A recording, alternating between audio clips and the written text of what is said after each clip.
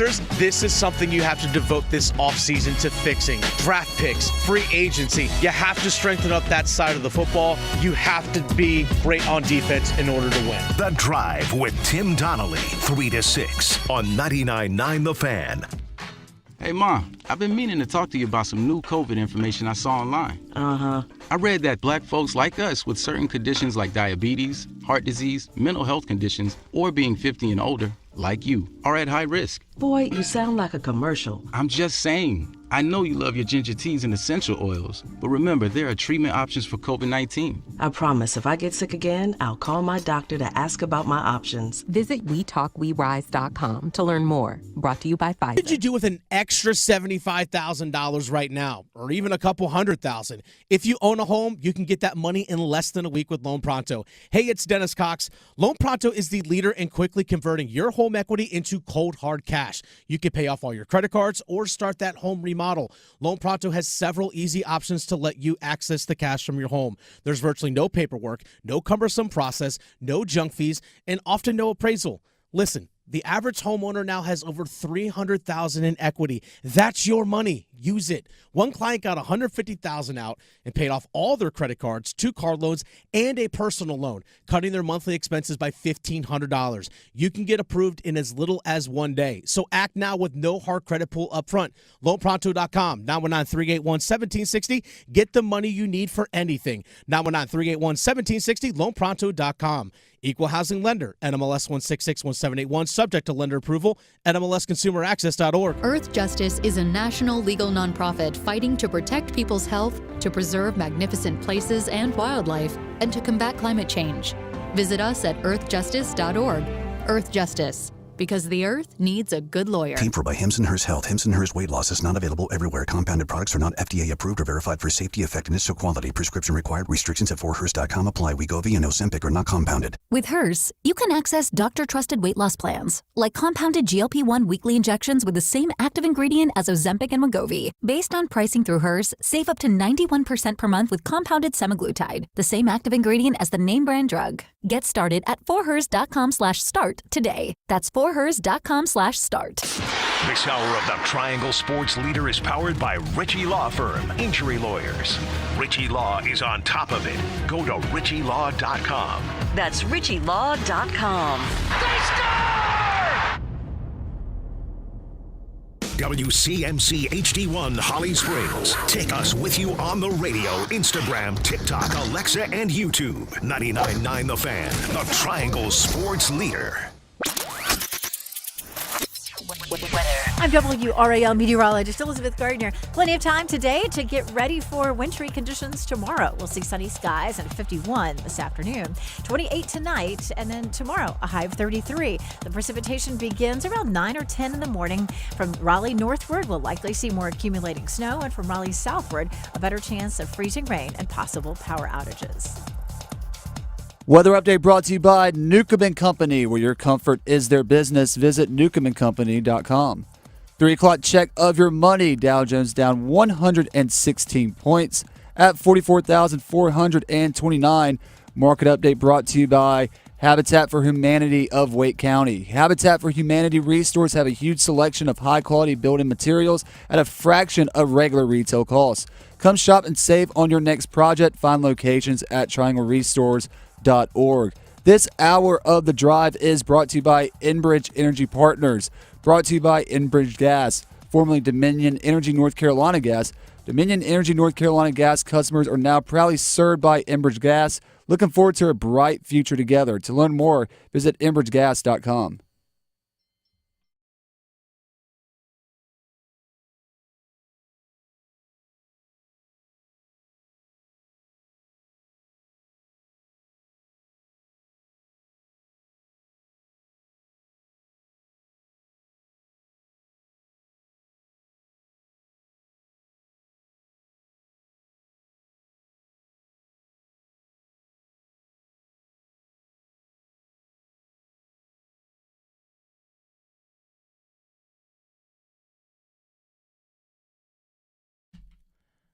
It's The Drive with Tim Donnelly on 99.9 The Fan. Dennis Cox sitting in for Tim Donnelly this afternoon. Graham Hill producing the show. Hope everyone out there is enjoying their afternoon.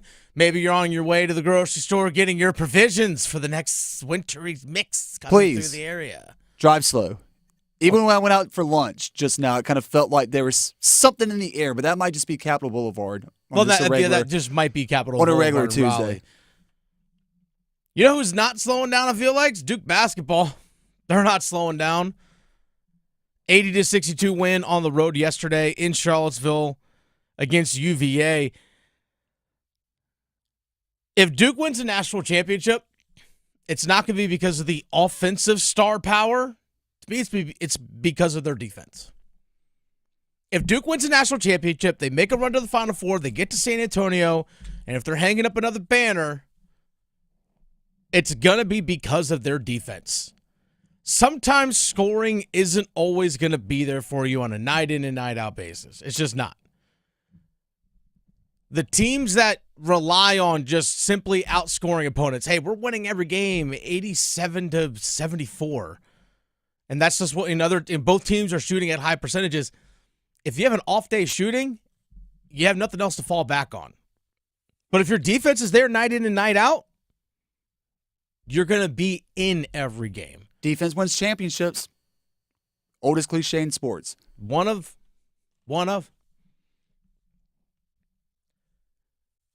But what plays into that? Certainly just the physical abilities that you have. Obviously, we've talked about the size of Duke, the length of their players, right? They're rolling out nobody shorter than 6'5". And most of the time, they can roll a lineup out there where it's 6'5", 6'7", 6'9", another 6'6", and like a 7'2" guy. That's what they're rolling out on a consistent basis. So certainly that plays a massive factor into it. Obviously, there's also the IQ, the vision, but also the versatility of your lineup. Duke has the ability, and we've seen it much throughout this season, that they can just switch on just about everything defensively.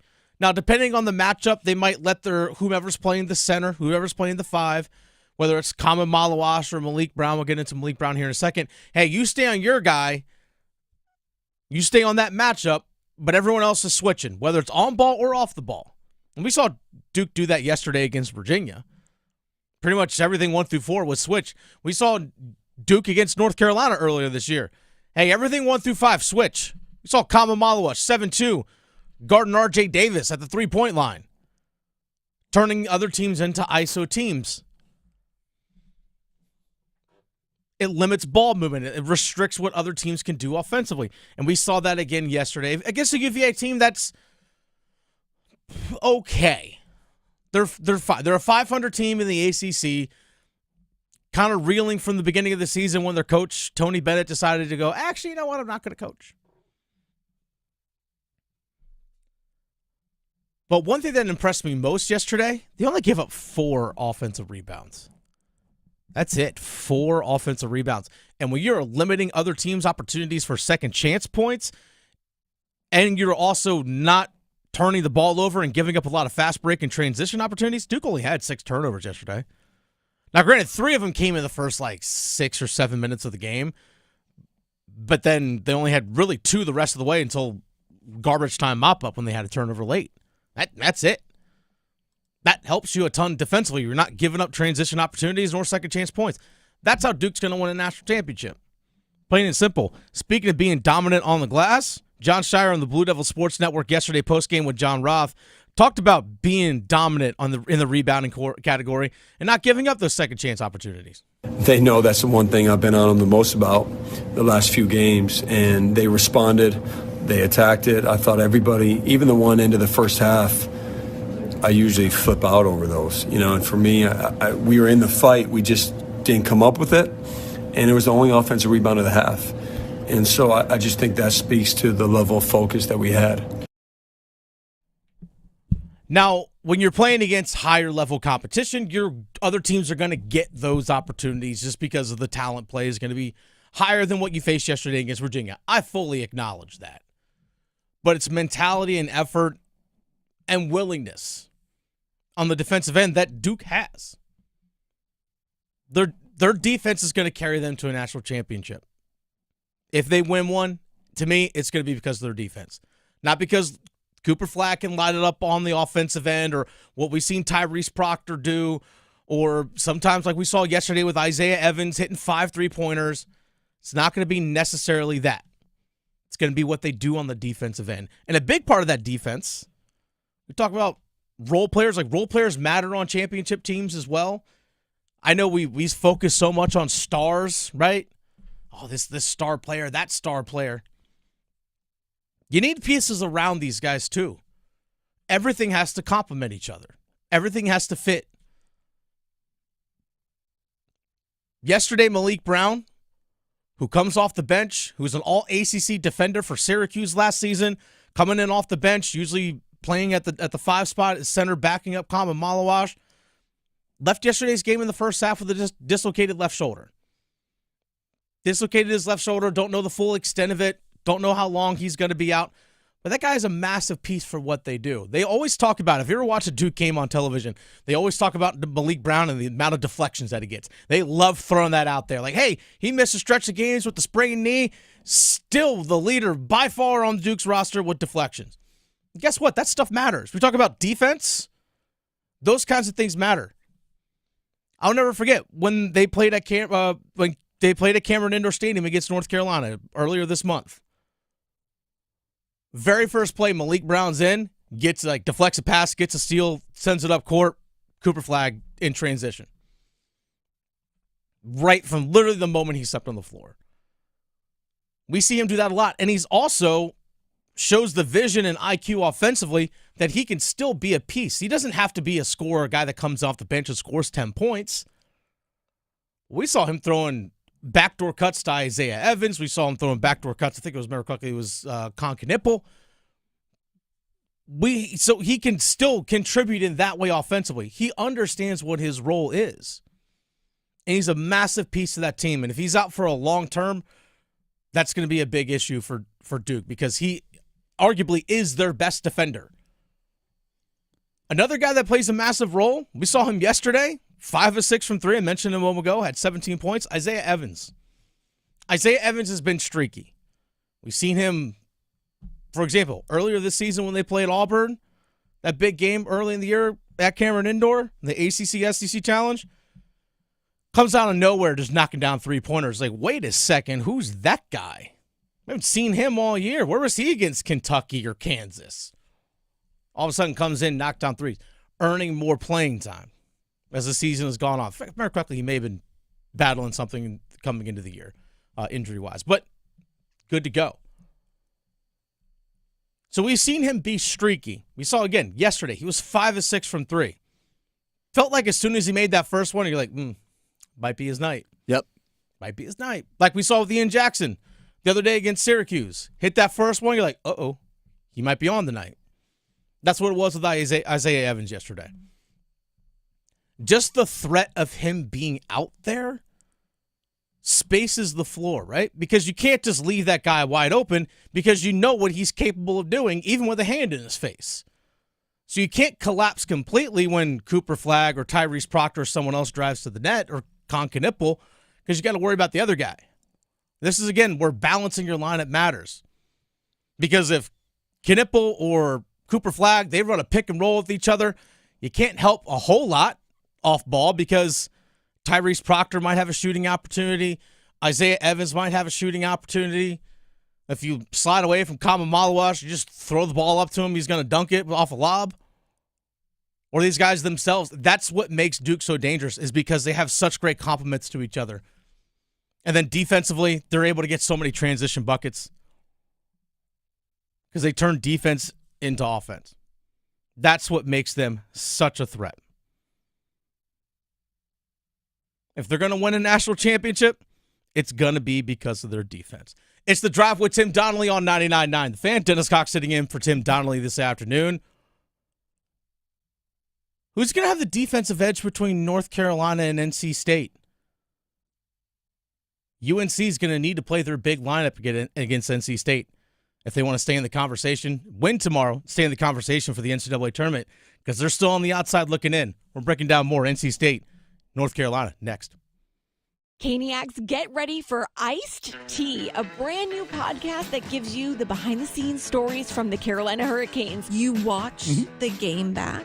Yeah, all the time. And are you hard on yourself? Oh, God, yeah. Any of the players ask for their crust off? We do have one player that I cut the crust off, and I individually wrap it for him. Your name is on the Stanley Cup. It's the best trophy in sports. Follow Iced Tea with Megan LaMontagne in any podcast app or watch the show on YouTube. Breaking news coming in from Bet365, where every nail-biting overtime win, breakaway, pick six, three-point shot, underdog win, buzzer beater, shootout, walk-off, and absolutely every play in between is amazing. From football to basketball and hockey to baseball, whatever the moment, it's never ordinary at Bet365.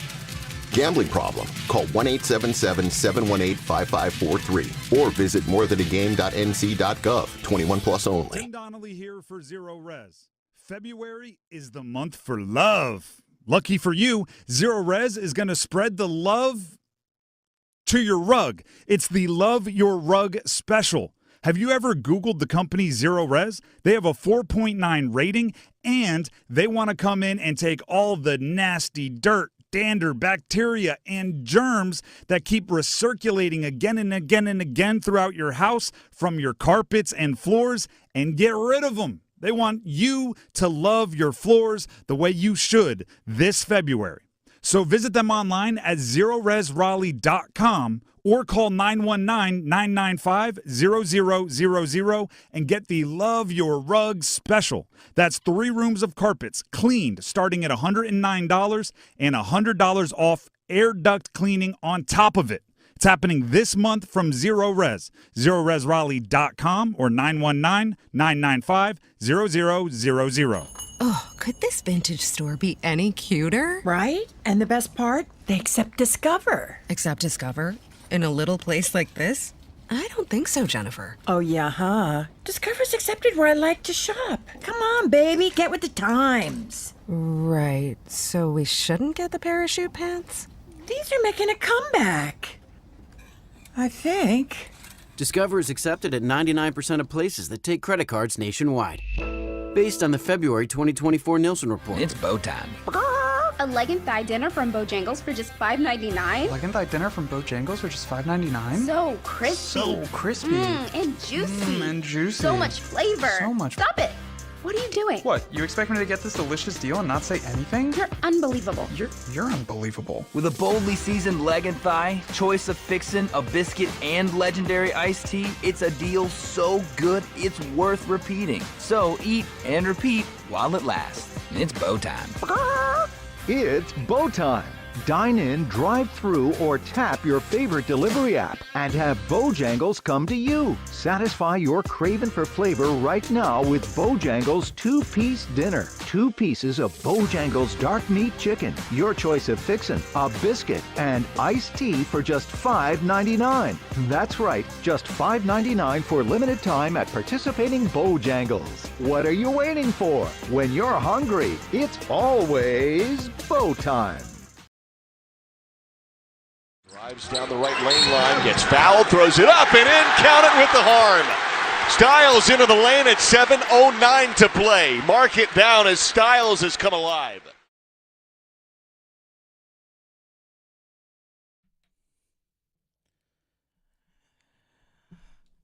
One school's going to be fighting for the right to party in the NCAA tournament. The other's going to fight for the right to crash the party.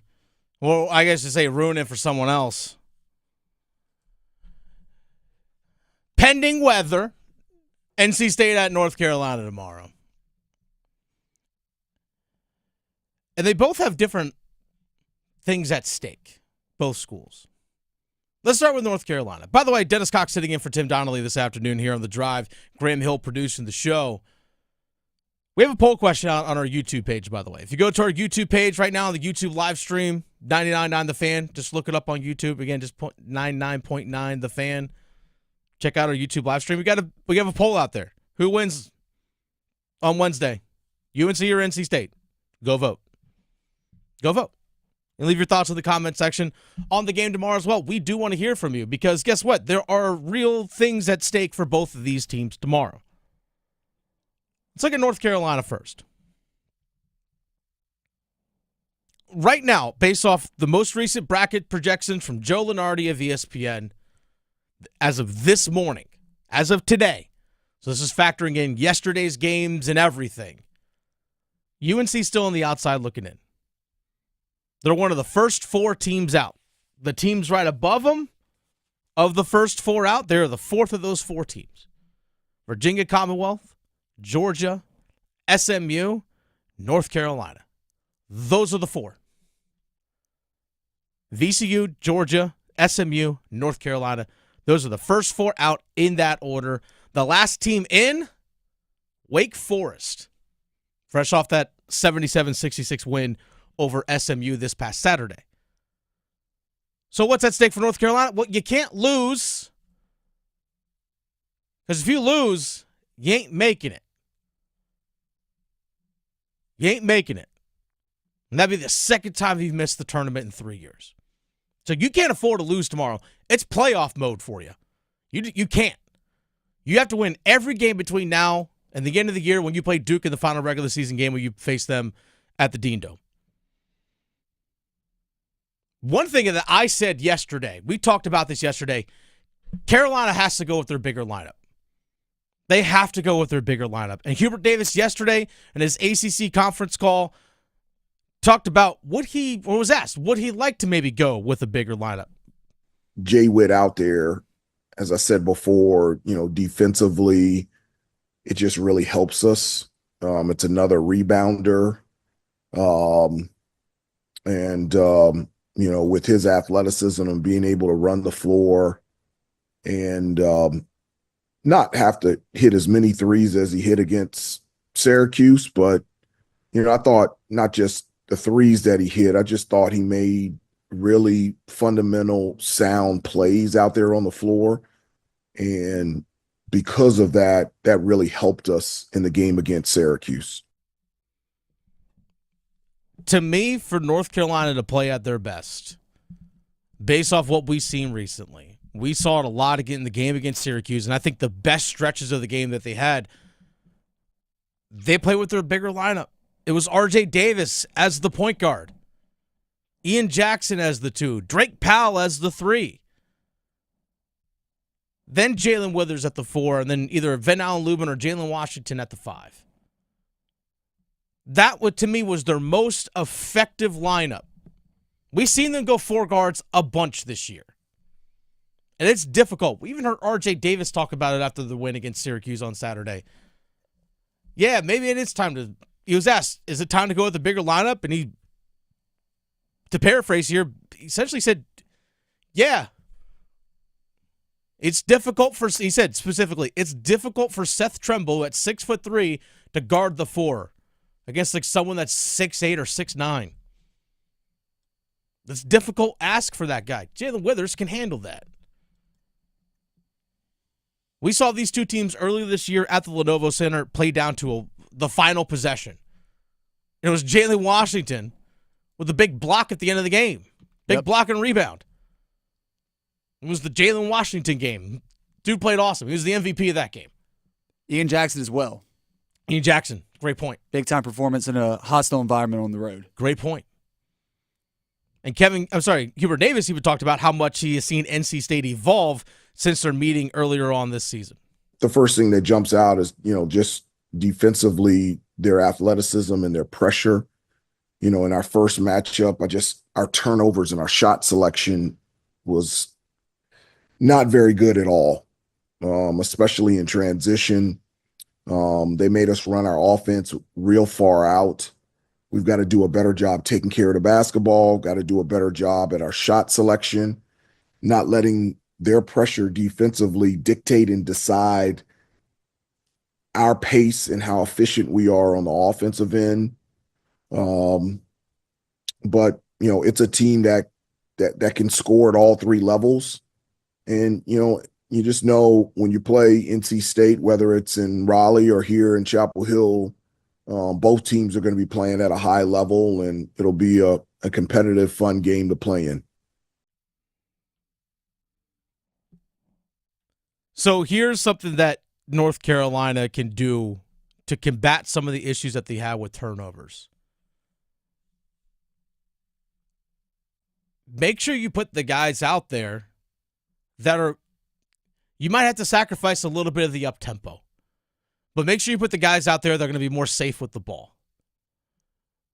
We have seen a lot this season from Elliot Cadeau. I mean, he's top 20 in the country in assists, at least going into Saturday. He was top 20 in the country in assists. But there's so many times I feel like there's just reckless turnovers. Just too many reckless turnovers. And as a coach, you have to balance how much you're willing to live with. When I coached lacrosse, I had some players that could make tremendous feeds, that could pass the ball as good as anybody, good vision and all those things. But sometimes they try and force and do too much, and they're costing just as much as they're giving. And sometimes you have to take the ball out. As dynamic as a playmaker as somebody can be, sometimes taking the ball out of their hands is actually the best thing for your team as a whole. And again, that's what we saw on Saturday. Elliot Cadeau played 18 minutes. He played the least out of the eight guys. This isn't some knock on Elliot Cadeau. That's not what the intent of this is. But you have to make sure if turnovers and things are costing you, what's the root of the problem? What's the root of the problem? There's been many times where we've seen the balls in Cadeau's hands, and I remember against Syracuse, he tried to throw this no-look bounce pass to Drake Powell because I guess he thought he was cutting, and it just threw the balls in the bleachers. Time and place. Time and place. Like, know he's cutting before he make those kinds of decisions. Sometimes just dribbling into pressure and then jumping up like, I'm going to throw the ball somewhere. Maybe putting the ball back in our last season when it was Cadeau and R.J. Davis in the backcourt because of everything else that was around, it worked. Letting R.J. Davis play off the ball. Maybe the best thing for this year is put the ball back in R.J. Davis's hand. At least for right now. See how it works. But again, there's the other side of this one. There's the NC State side of these things. To me, I still think they lean on the young guys. The fact that Paul McNeil only played 1 minute in their game against Boston College against me blew my mind. Especially for a guy that had 12 points for you off the bench in the previous game, then he gets 1 minute. Dennis Parker Jr., who's still one of your young guys that I want to see play more, didn't play in the game against Louisville, then gets 21 minutes against Boston College for NC State and plays well. That's 7 points. 7 points off the bench in 21 minutes. Don't take that. Yeah.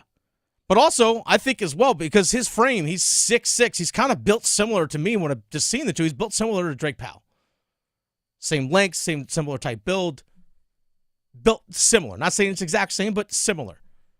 And I think his length out there can be someone that can guard Drake Powell defensively.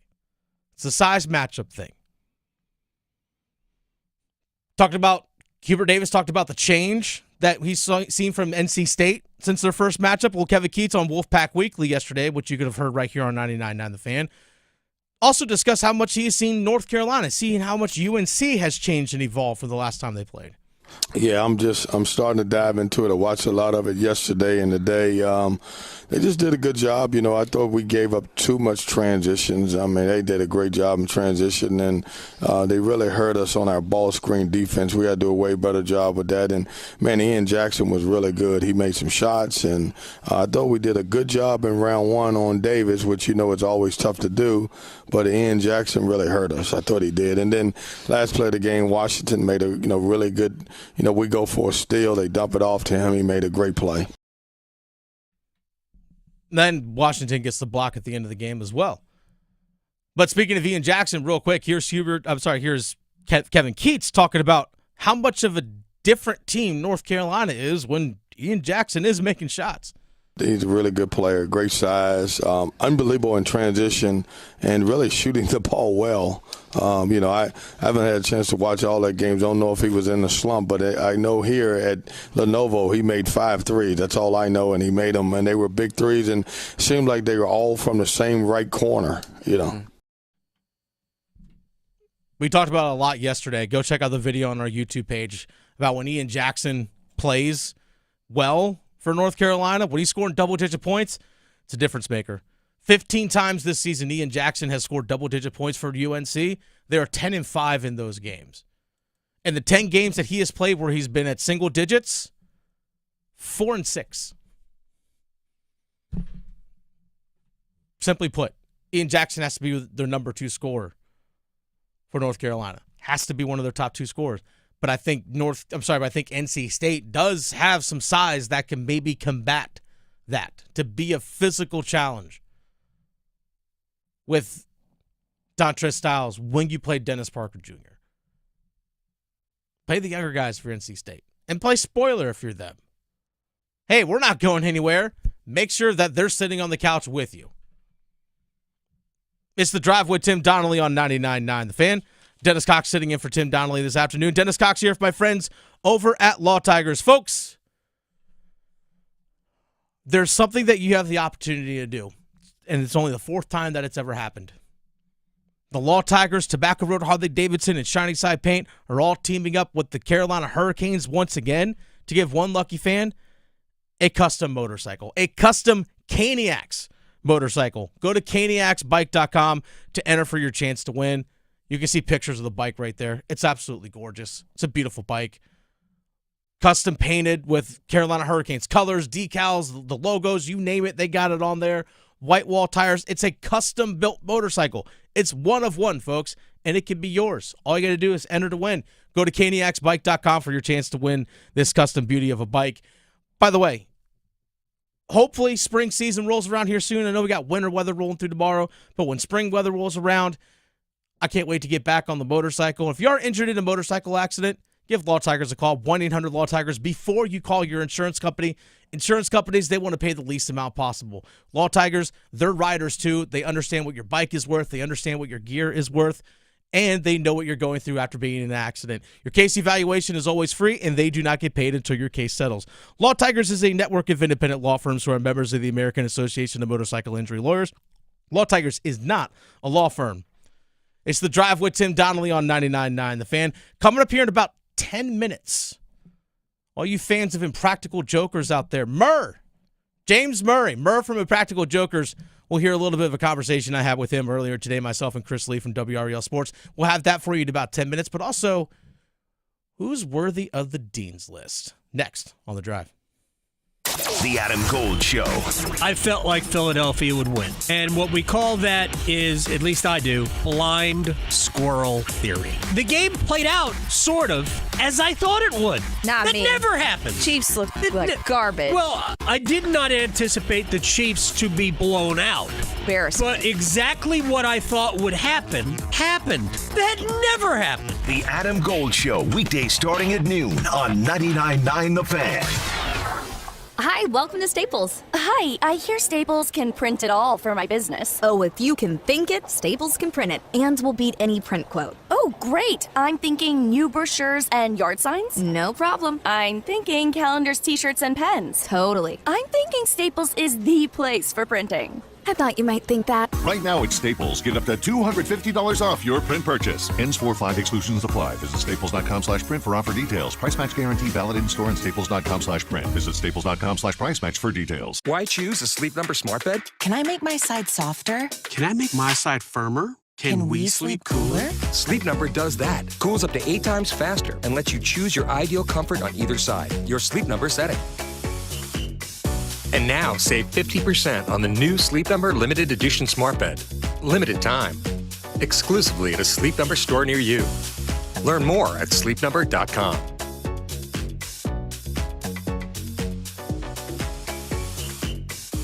A few contest rules from sports radio stations The Fan, The Buzz. No purchase necessary. 21 to enter and play. Limited to 1 entry per person and 1 prize winner per family or household per contest every 30 days. Employees of Capital Broadcasting, its agencies, sponsors, subsidiaries, other broadcast companies, and immediate families of the above are ineligible to play. Winners are verified, complete documentation, and are responsible for all taxes and prizes received. All prizes are non-transferable and cannot be redeemed for cash. Winners give Sports Radio the right to publicize his or her name, likeness, or voice. Sports may change contest rules and prizes at any time and holds no liability for canceled or postponed events.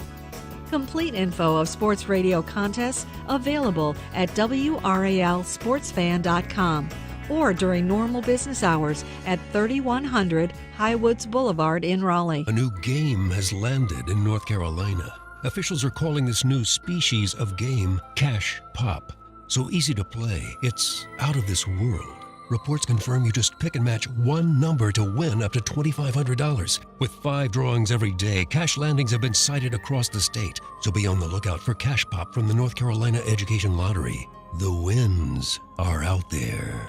Must be 18 to play. See Cash Pop prize and odds chart at nclottery.com for details. Problem gambling helpline 877-718-5543. Don't go through another year with all that high interest debt. Let Loan Pronto wipe it all out now. Hey, it's Dennis Cox. Loan Pronto's Rapid Equity Loan makes it easy to pay off all your credit cards or tackle that 2025 home improvement project. Get cash in your pocket fast. No appraisals, no paperwork, no waiting. Loan Pronto's AI-driven tech gets you approved and funded in as little as 1 day. One client got $150,000 approved in under 24 hours, paid off all their credit cards, 2 cars, and a personal loan, saving over $1,500 per month. With low fixed rates and lightning fast transfers, you can do it too. Consolidate debt, improve your home, take control of your finances. Imagine being credit card debt-free by this time next week. Don't wait. Call Loan Pronto now, 919-381-1760, or visit loanpronto.com. Get a free rate quote with no hard credit pull, 919-381-1760, loanpronto.com. Equal housing lender, NMLS 1661781, subject to lender approval, NMLSconsumeraccess.org. Evans has it. He'll launch and hit. Showtime Slim takes the lead to 13. So coming up in about 7 minutes, we'll have James Murray, known as Murr, from Impractical Jokers, are going to be joining us here on The Drive. Actually, myself and Chris Lee, my co-host of Panthers Playbook, had a chance to talk to him earlier today, so we're going to bring you part of that conversation. He's going to be in Raleigh Friday night and Saturday night at Raleigh Improv, so he took the time to join us a little bit earlier today. So we'll have that conversation for you as well. But also for all you Canes fans, don't worry, you're not neglected either. Sean Walker, Carolina Hurricanes defenseman, we'll hear from him at 4:45 later on today. By the way, Canes were back on the ice practicing today. I mean, the ones not playing in the Four Nations, but Canes back on the ice practicing. That's exciting. It's all right. There's still one more game to be played between now and before the Canes get back on the ice on Saturday. No Canes are going to make the Dean's list. Sorry, Graham. No Seth Jarvis on the Dean's list today. But we do have people that we need to put on the Dean's list. And some of these people on the Dean's list, Graham, we got to go back to Saturday a little bit. Go back to the weekend. UNC Asheville. We talked to their coach, Mike Morrell, yesterday. UNC Asheville and their win against Charleston Southern over the weekend, their 75-72 win. Josh Banks, 23 points in the win for UNC Asheville. Big win for the Bulldogs. Big win for the Bulldogs, fighting for that top spot in the Big South, along with High Point, another North Carolina school. Let's give another shout-out on the Dean's list here. ECU freshman pitcher for their softball team. ECU softball. Okay. Pirate softball freshman, Kendall Frost. Freshman, already been named American Athletic Conference Pitcher of the Week. 3 wins to start the year in the opening weekend. Her ERA, Graham, .06. Wow. 11 strikeouts for the freshman. Freshman! Getting it done. Graham, do you have anyone to throw on the Dean's list? Yes, I am also going back to over the weekend, and I'm going with sophomore catcher number 13, Alex Sosa of NC State Baseball. Scored 3 times and had a 2-hit game that included his second home run of the season. As the number 13 Wolfpack secured their series sweep over Fordham this past Saturday, the Wolfpack put up an impressive 19-run performance to get the victory and start their 2025 campaign to a 3-0 start. Nice. Nice. I have another one here. I got another basketball player in the state of North Carolina. We saw it yesterday. I'm going to go with Isaiah Evans. 5 of 6 from behind the three-point line yesterday.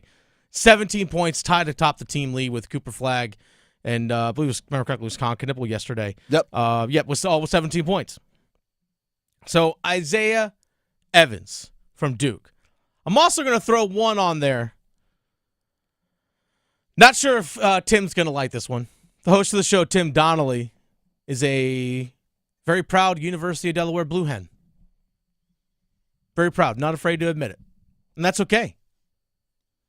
Unfortunately, his Fighting Blue Hens of Delaware lost at home to Campbell in men's basketball over the weekend. 96-91. Talk about barn burner. 96-91. Campbell improves to 15-12. But Colby Dugan, who's been on the Dean's List before, 33 points. Wow. 33 points for Campbell.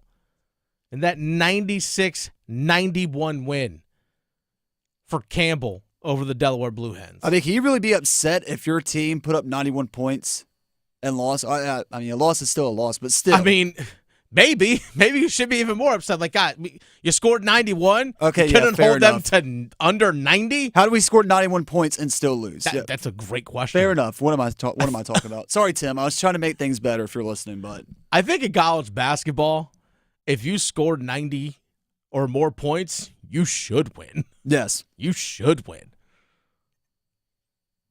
Yeah, 90 points. Man, 96-91, Campbell. Just still creeping up those standings. Still just creeping up those standings in the CAA. And the Coastal Athletic. By the way, a team we've been following, Wilmington, lost over the weekend. They lost at home to Elon. Yeah. 81-70. Was not expecting that loss. But their baseball team made up for it by getting the series win over Georgia. Look at that. Okay, look at that. Seahawks Elon. taking down the Bulldogs. Okay, Elon. By the way, TK Simpkins, I should actually probably go ahead and give him a shout out here on the Dean's List as well. TK Simpkins, one of the twin guards for Elon. We saw them when they played earlier this year against North Carolina to start the season. 32 points in that 81-70 win for Elon over Wilmington. Wilmington's got some work to do. Everyone's trying to take down Towson in the CAA. Want to see these teams in the NCAA tournament. I want to see them. More North Carolina schools in the NCAA tournament. Please and thank you. It's The Drive with Tim Donnelly on 99.9 The Fan. By the way, make sure you subscribe to our Best Of podcast wherever you get your podcast. Apple, Spotify, you name it. But also subscribe to 99.9 The Fan's YouTube page. You'll see content clips from this show. You can watch the show live, which, by the way, we still want people to vote on our poll for who wins between NC State and UNC tomorrow. Right now, 71% of the people say NC State's going to pull the upset tomorrow, Graham. Just saying. Well, they kind of have to if they want to save their season. I'm not sure even a win against North Carolina is going to save their season, but we can dive into that a little bit later on. But one of the shows that you can follow, not only along with The Drive, is there's the Adam Gold Show. There's also Next Up with Paul Eihander. There's Kane's Corner, Pack Therapy, but also Panthers Playbook, which I co-host along with Chris Lee from WREL Sports. And earlier today, we actually recorded our episode for this week, which will drop Thursday, the full episode, with our conversation with James Murray from Impractical Jokers. Here's a portion of that conversation that we had earlier today.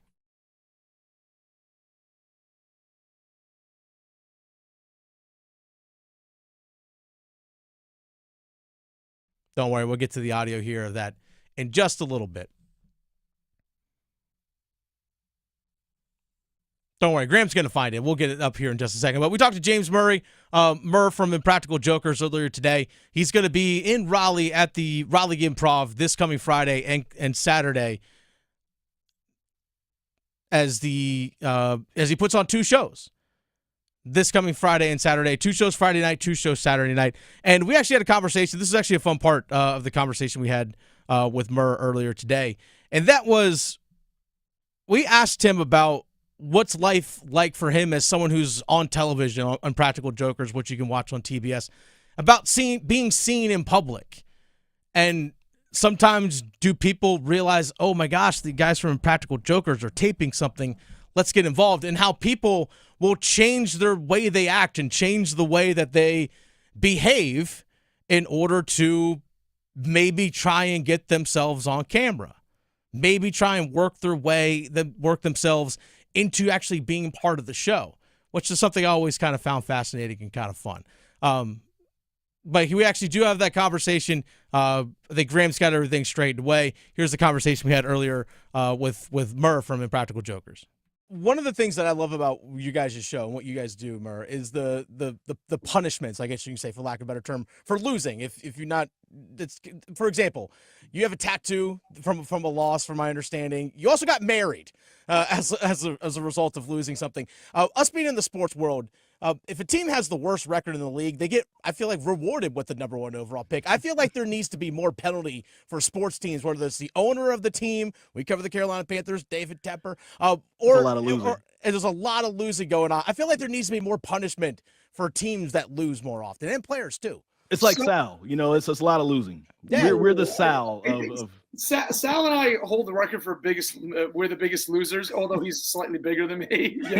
But I think I think that's the most fun part of our show is the losses. I love losing because it's a chance to spotlight things in different ways that we do. But like when I fly to Raleigh this weekend, I will be flying from Newark Airport on Friday morning, and to this day, because of Impractical Jokers, I'm pulling my wallet out. My license still has no eyebrows. They made me shave my eyebrows and my hair and get a light go to the DMV. It's a 10-year punishment. I have 1 more year. Okay, well, but let's say you get pulled over by a police officer and they look at that and be like, "That's no way." Now you're thinking this has got me out of so many tickets. I swear to God, my wife will tell you so many times when I pull out the license, cops burst out laughing. I think they pull me over just to see the license. I really did. That's funny. That is funny. So Murr is here joining us, or talking about just sports and things in general. I know you guys have had sports stars that have been a part of you guys' show. You also had punishments at big sporting events. I want to know who's been the best sports star or event that you've worked with. I don't know if you saw it, but we had Tuesday? We had a new TV show premiere 2 nights ago on Sunday night after the NBA All-Star game. We have a new show that the guys and I co-created with Anthony Davis, formerly of the Lakers, now the Mavericks, right? We created a show with him called Foul Play. It just aired on Sunday night on TBS, and it's a famous celebrity athletes pranking their other athlete friends each episode. Man. And so Q's in the pilot episode, then we're all going to be in different episodes of the show. So AD pranked so many different athletes, like friends of his that only he has access to. And we're hoping to get LeBron in an episode coming up. And it's like athletes pranking friends, family, other sports stars. The episode is if you haven't seen it, the episode is great. It's so funny. But did Anthony Davis text you when he got traded to Dallas, being like, "Haha, good one"? He didn't run it by me first, no, but it's so funny. Like so much of the pilot episode was about him being on the Lakers, and then of course 2 weeks ago he gets traded, and we had to go in and reopen the episode and take out half the Lakers references. We went all in on Lakers, and then he's like, "I'm gone, peace." We had wrestlers on the show.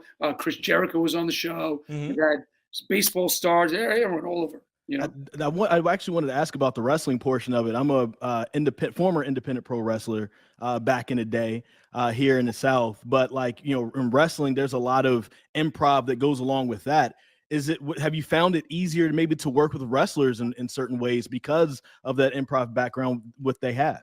Yeah, I think so. I think so. I think wrestlers are used to improvising. It's so much of our show. You got to roll with what happens. So it's always been, we have a lot of, we're huge wrestling fans too. So we go to all the events all the time, but yeah, I think they do well at the show.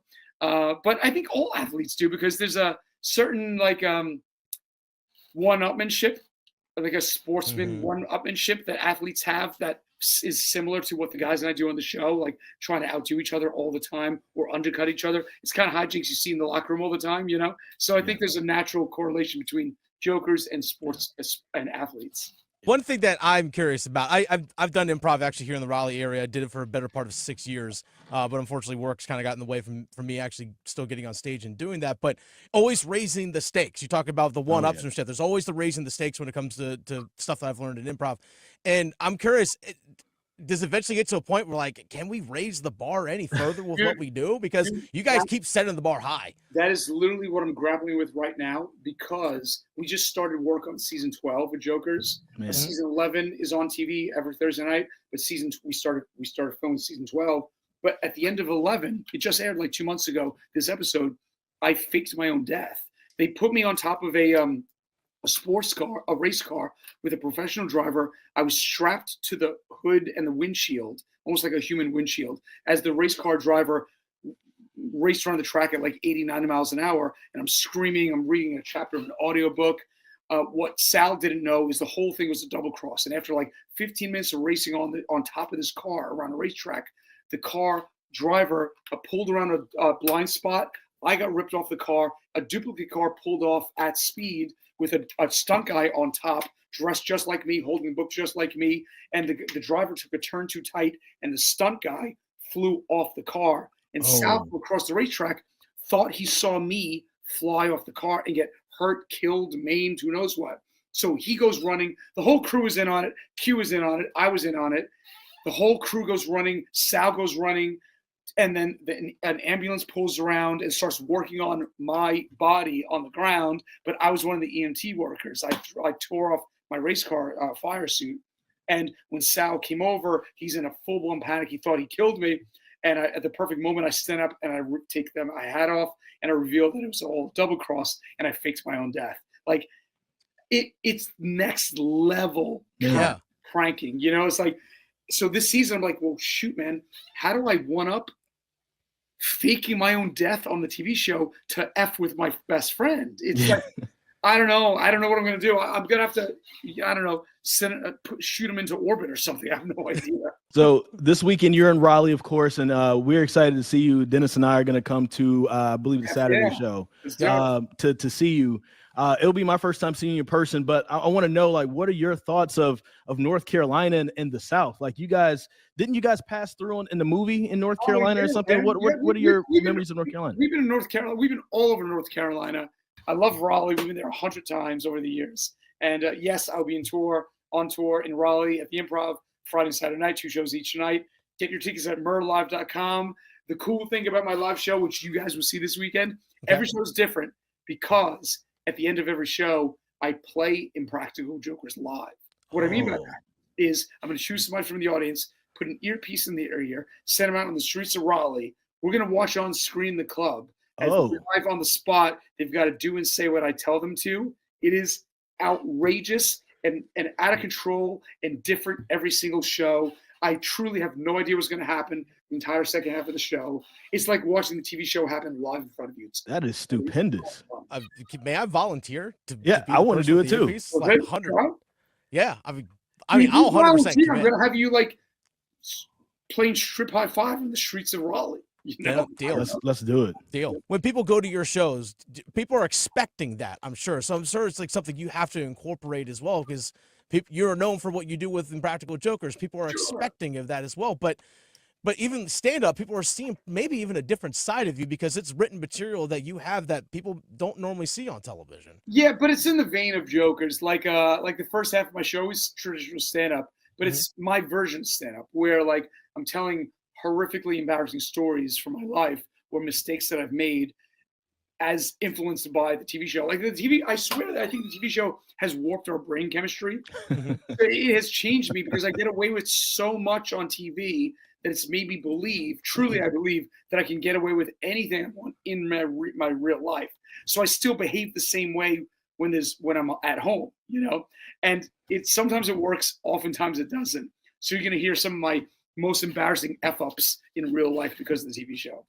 I do want to ask about like your any of the New York sports teams, are those your teams? Knicks, Jets, Giants, any of those teams? And what do you feel like some of the outlooks of your teams are right now? So fellas, we have a predicament in the Murray household because I was raised a Giants fan and Mets fan. My family had Giants season tickets since the 1950s, so it was literally in my DNA, and it got handed down to my father, got handed down to us, my cousins, the season tickets. The problem is my wife is from Philly. So you see the problem here, right? Oh, yes.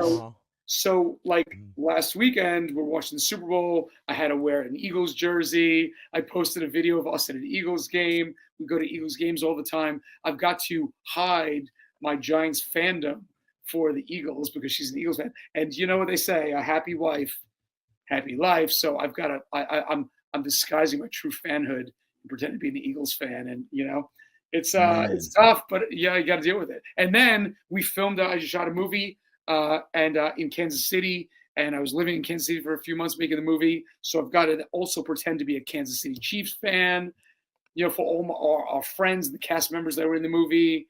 And we filmed the movie, and I'm back on tour in Kansas City coming up. So I'm torn all over the place, man. What do I do?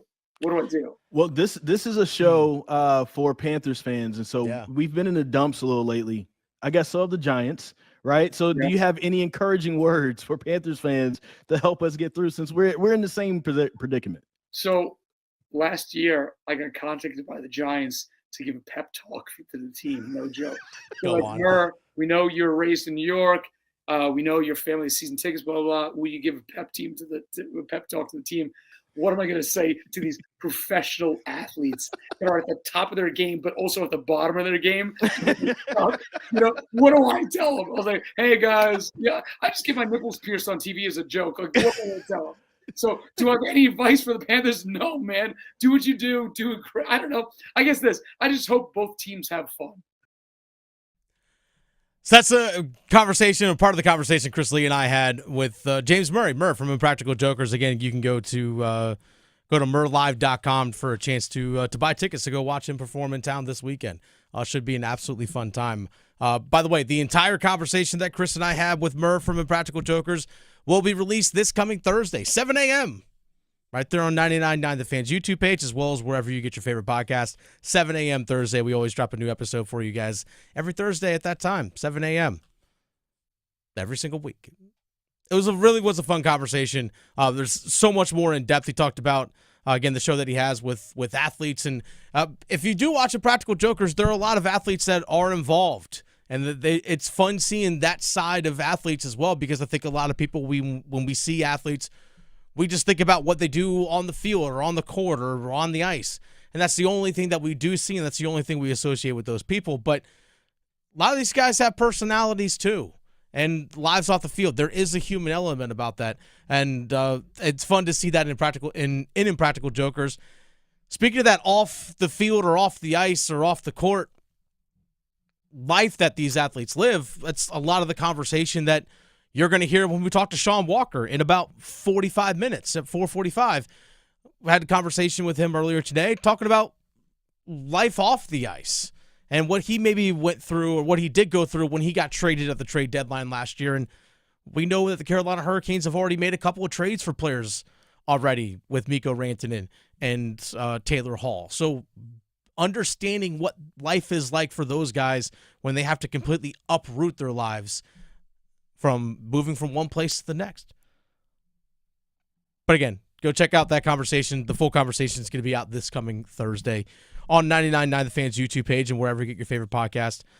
Just again, check out Panthers Playbook.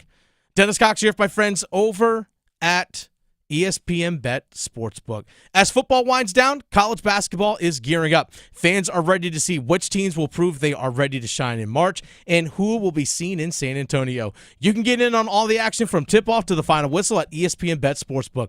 Right now, new ESPN Bet Sportsbook customers can bet $10 to get $100 in bonus bets and unlock 30 days of ESPN Plus. Download the app and sign up with the promo code Radio100 to get started today. Must be 21 plus. Gambling problem? Call 877-718-5543 or visit morethanagame.nc.gov. Terms and conditions apply. See app for details. It's The Drive with Tim Donnelly on 99.9 The Fan. In the NFL, today you can officially place franchise tags on players, and I have some bad news for Panthers fans that were looking to make a massive upgrade at wide receiver. I'll have that bad news for you next on The Drive.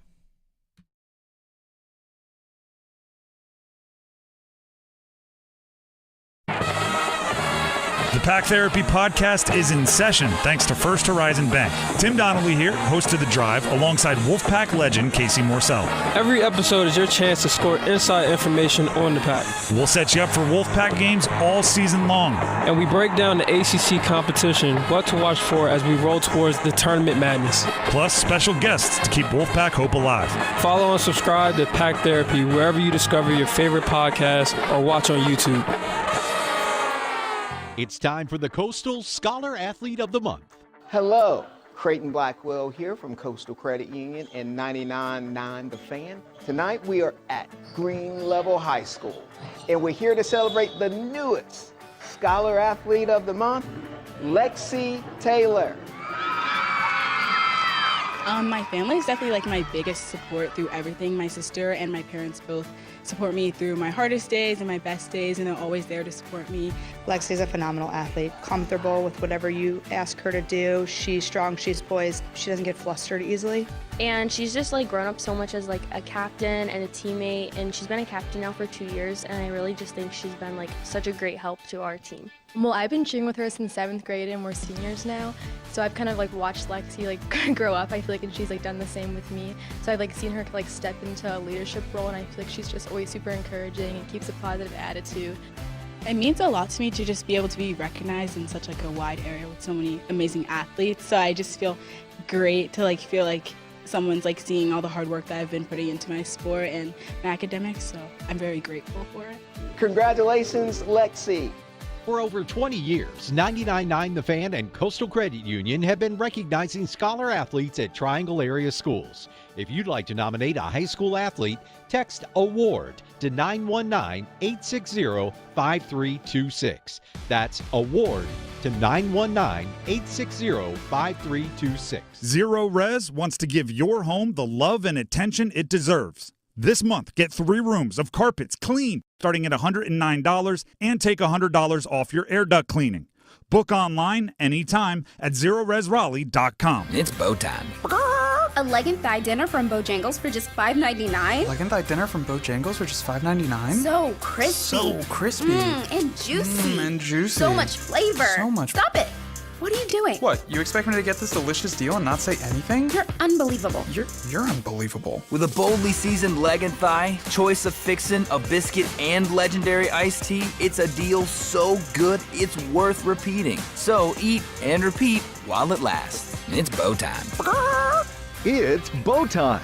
Dine in, drive through, or tap your favorite delivery app and have Bojangles come to you. Satisfy your craving for flavor right now with Bojangles 2-piece dinner. 2 pieces of Bojangles dark meat chicken, your choice of fixin', a biscuit, and iced tea for just $5.99. That's right, just $5.99 for limited time at participating Bojangles. What are you waiting for? When you're hungry, it's always bow time. This hour of the Triangle Sports Leader is powered by Ritchie Law Firm, injury lawyers. Ritchie Law is on top of it. Go to ritchielaw.com. That's ritchielaw.com. WCMC HD1 Holly Springs. Take us with you on the radio, Instagram, TikTok, Alexa, and YouTube. 99.9 The Fan, the Triangle Sports Leader. I'm WRAL meteorologist Elizabeth Gardner. A nice afternoon for us. We'll see lots of sunshine, a high of 51 degrees. Get out and get ready for our winter storm coming tomorrow. Overnight, tonight we drop down to 28, and then tomorrow's high just 33 degrees as we have winter storm warnings and watches across our area. From, say, Raleigh northward, it's likely to be accumulating snow. From Raleigh southward, we'll have a better chance of sleet and freezing rain. Weather update brought to you by Newcomb & Company, where your comfort is their business. Visit newcombandcompany.com. 4 o'clock check of your money. Dow Jones up 10 points at 44,556. This hour of the drive is brought to you by RDU Airport Authority. Lufthansa is excited to take off from Raleigh-Durham International Airport, connecting you to destinations like Germany, Italy, India, and beyond. Say yes to incredible journeys. Book today at Lufthansa.com.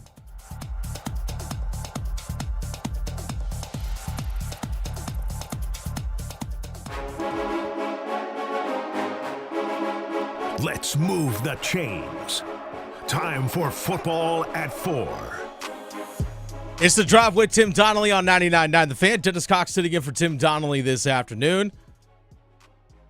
Football at 4. The NFL today, the window is open for teams to franchise tag players.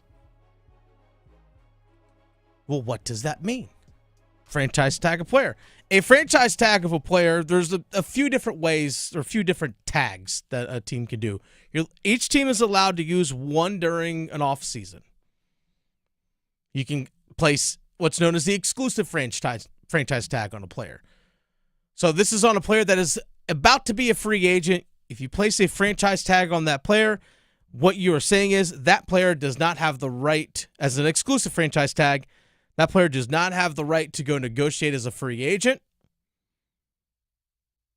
You can exclusively talk a long-term contract with them, but it's basically a 1-year deal that is either the average of the top 5 salaries of the player's position from the current year or 120% of the player's salary from last year, whichever number is greater.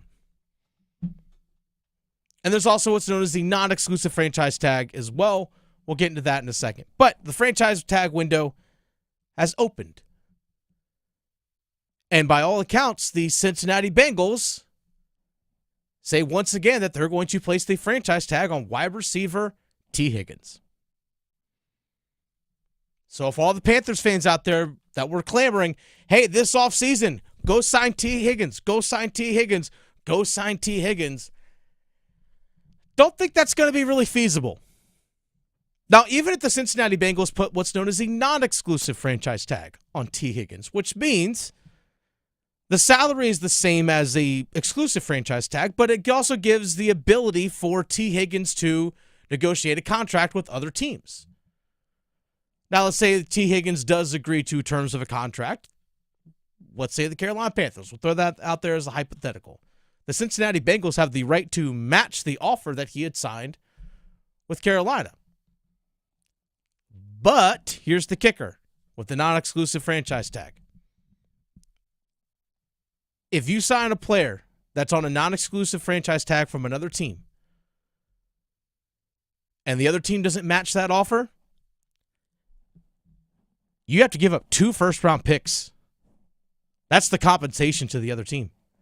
2 first-round picks. Now, most teams use the non-exclusive franchise tag because they just want to dare another team to try and sign someone to a big, fat contract, and you'll just take 2 first-round picks possibly off of them.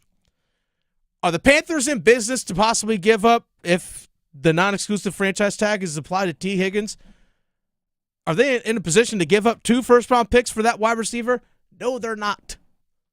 They are not good enough of a team right now in order to be wasting that kind of draft capital for one player. They've already given up enough draft capital just to go get Bryce Young. 2 firsts, 2 seconds, and DJ Moore. You want to give up 2 more first-round picks to get T. Higgins? That doesn't sound very smart business in my mind. So I hate to break it to the Panther fans out there, but it's not going to happen. Now, the Carolina Panthers themselves could place a franchise tag on one of their pending free agents if they decided to do so. But looking at who they have as pending free agents coming up, I don't see who is worthy of receiving that high of a pay bump. For example, Brady Christensen, offensive lineman. You want to try and work out maybe a long-term deal to retain him. Maybe he can be your starting center this upcoming year or for the next couple of seasons. It's going to cost you quite a bit to keep him, but it's going to cost you even more to put a franchise tag on him. Not the kind of money that you are willing to spend. Even the holes that they have on defense, you're not going to put it on safety Xavier Woods. You're not going to put it on corner Mike Jackson. So I don't see the Carolina Panthers franchise tagging anybody unless they want to put it on Johnny Hecker, their punter, just to make sure they have him locked in next year. Otherwise, I don't see it happening on anyone else. But there are potential free agents out there that won't receive a franchise tag that the Carolina Panthers should obviously look to possibly pursue. They have a ton of needs on defense. Yes, they still need a number one wide receiver, but there are a ton of needs out there on defense, and you simply can't fill all those positions in the draft. You just can't. Now, there's going to be some high-priced free agents out there. For example, there are a couple guys with the Philadelphia Eagles that balled out in the Super Bowl that are going to get some big fat paydays. Josh Sweat, the edge rusher, also Milton Williams, the defensive tackle. These guys are going to get big-time paydays. And I don't think that the Carolina Panthers are in position to be signing these guys with all the other needs that they have. So, therefore, they got to go down to, like, the next level of free agent. All right? You're not going to be able to go after Sweat, Williams, and some of these other guys, Khalil Mack. You just don't have that much money. Because, yes, you can restructure some contracts. You might be able to cut a couple of guys, but they have so many needs, and you have to still sign all your draft picks. You have to have the salary cap space to do that. A lot of people don't realize this past year that the Carolina Panthers were pressed up against the salary cap, and because of all the injuries that they had and with guys going on injured reserve, they had to restructure contracts with a couple of guys during the season just to make sure that they were under the salary cap during this past regular season. You have to have some level of cushion. You have to have some level of buffer in case you run into what you did this past year. Maybe you have to go after someone like, for example, Byron Murphy Jr., defensive back, played for the Raiders this past year. Maybe that's someone that you could slide in and be a piece of your team. Maybe it's a Trevon Mooring. A defensive back also played for the Vegas Raiders last year. Has 5 interceptions over the last 2 years. Maybe that's someone that you go after to be a piece on your defense. There are some linebackers out there, young ones, like, for example, Nick Bolton playing for the Kansas City Chiefs. Wouldn't mind him as an off-ball linebacker. Could be an upgrade. Do you potentially go to, for example, deeper into the pool of defensive backs? Do you go after an Asante Samuel Jr.? Maybe the backup running back that you need this upcoming year to complement Chuba Hubbard is Aaron Jones. As a veteran guy to be a backup. May not cost you as much. I know ESPN put their list of the top 50 free agents this upcoming season. They actually had Darius Slayton, wide receiver, best fit for the New York Giants. Best fit, Carolina Panthers.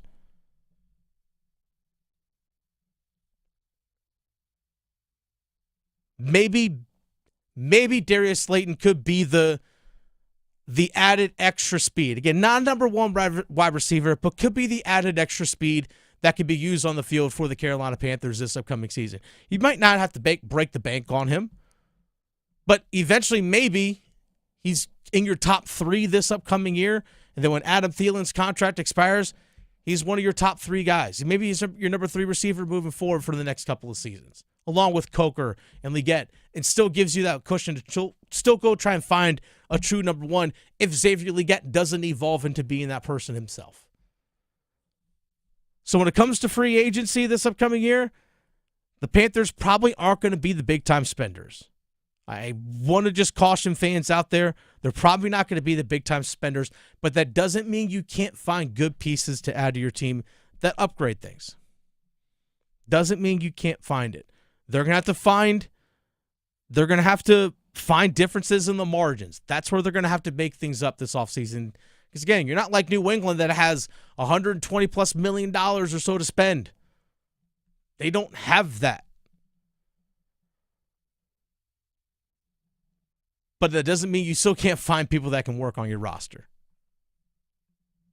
It's The Drive with Tim Donnelly on 99.9 The Fan. Dennis Cox sitting in for Tim Donnelly this afternoon. Here to tell you about my friends over at Loan Pronto.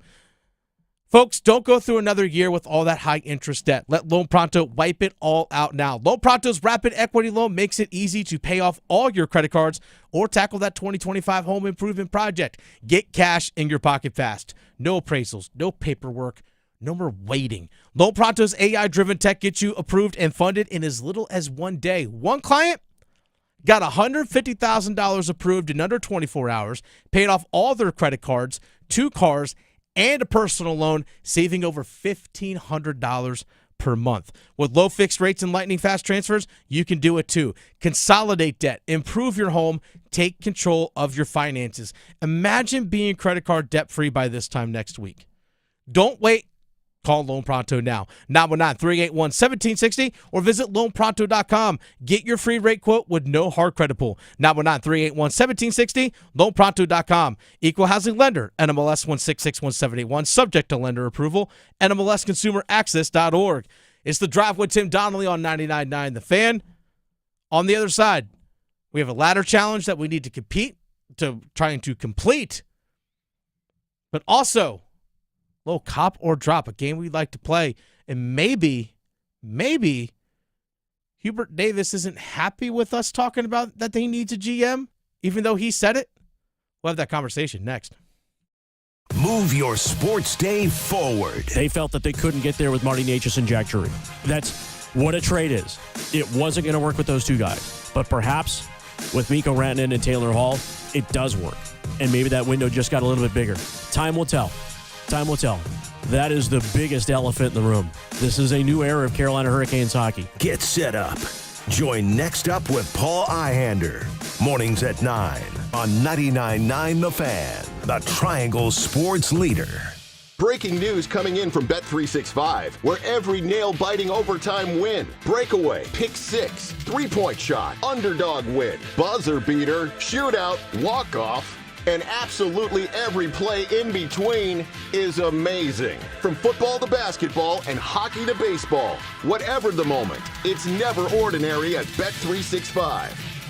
Gambling problem? Call 1-877-718-5543 or visit morethanagame.nc.gov. 21 plus only. This is the story of the one who, as a maintenance specialist for a historic high-rise, knows that vintage charm historically needs constant attention. Which is why when it's time to upgrade turn-of-the-century mechanicals, they turn to Grainger. With easy access to 1 million plus products and the scale to deliver when and where you need them. The right tools and supplies are never far away. So the one can keep that vintage building running like new. Call, click Grainger.com, or just stop by. Grainger, for the ones who get it done. Hey, Mom, I've been meaning to talk to you about some new COVID information I saw online. Uh-huh. I read that black folks like us with certain conditions like diabetes, heart disease, mental health conditions, or being 50 and older, like you, are at high risk. Boy, you sound like a commercial. I'm just saying. I know you love your ginger teas and essential oils, but remember, there are treatment options for COVID-19. I promise if I get sick again, I'll call my doctor to ask about my options. Visit WeTalkWeRise.com to learn more. Brought to you by Pfizer. Progressive knows finding your new home was a dream come true. You wanted a Colonial with high ceilings, hardwood floors, and a peaceful neighborhood.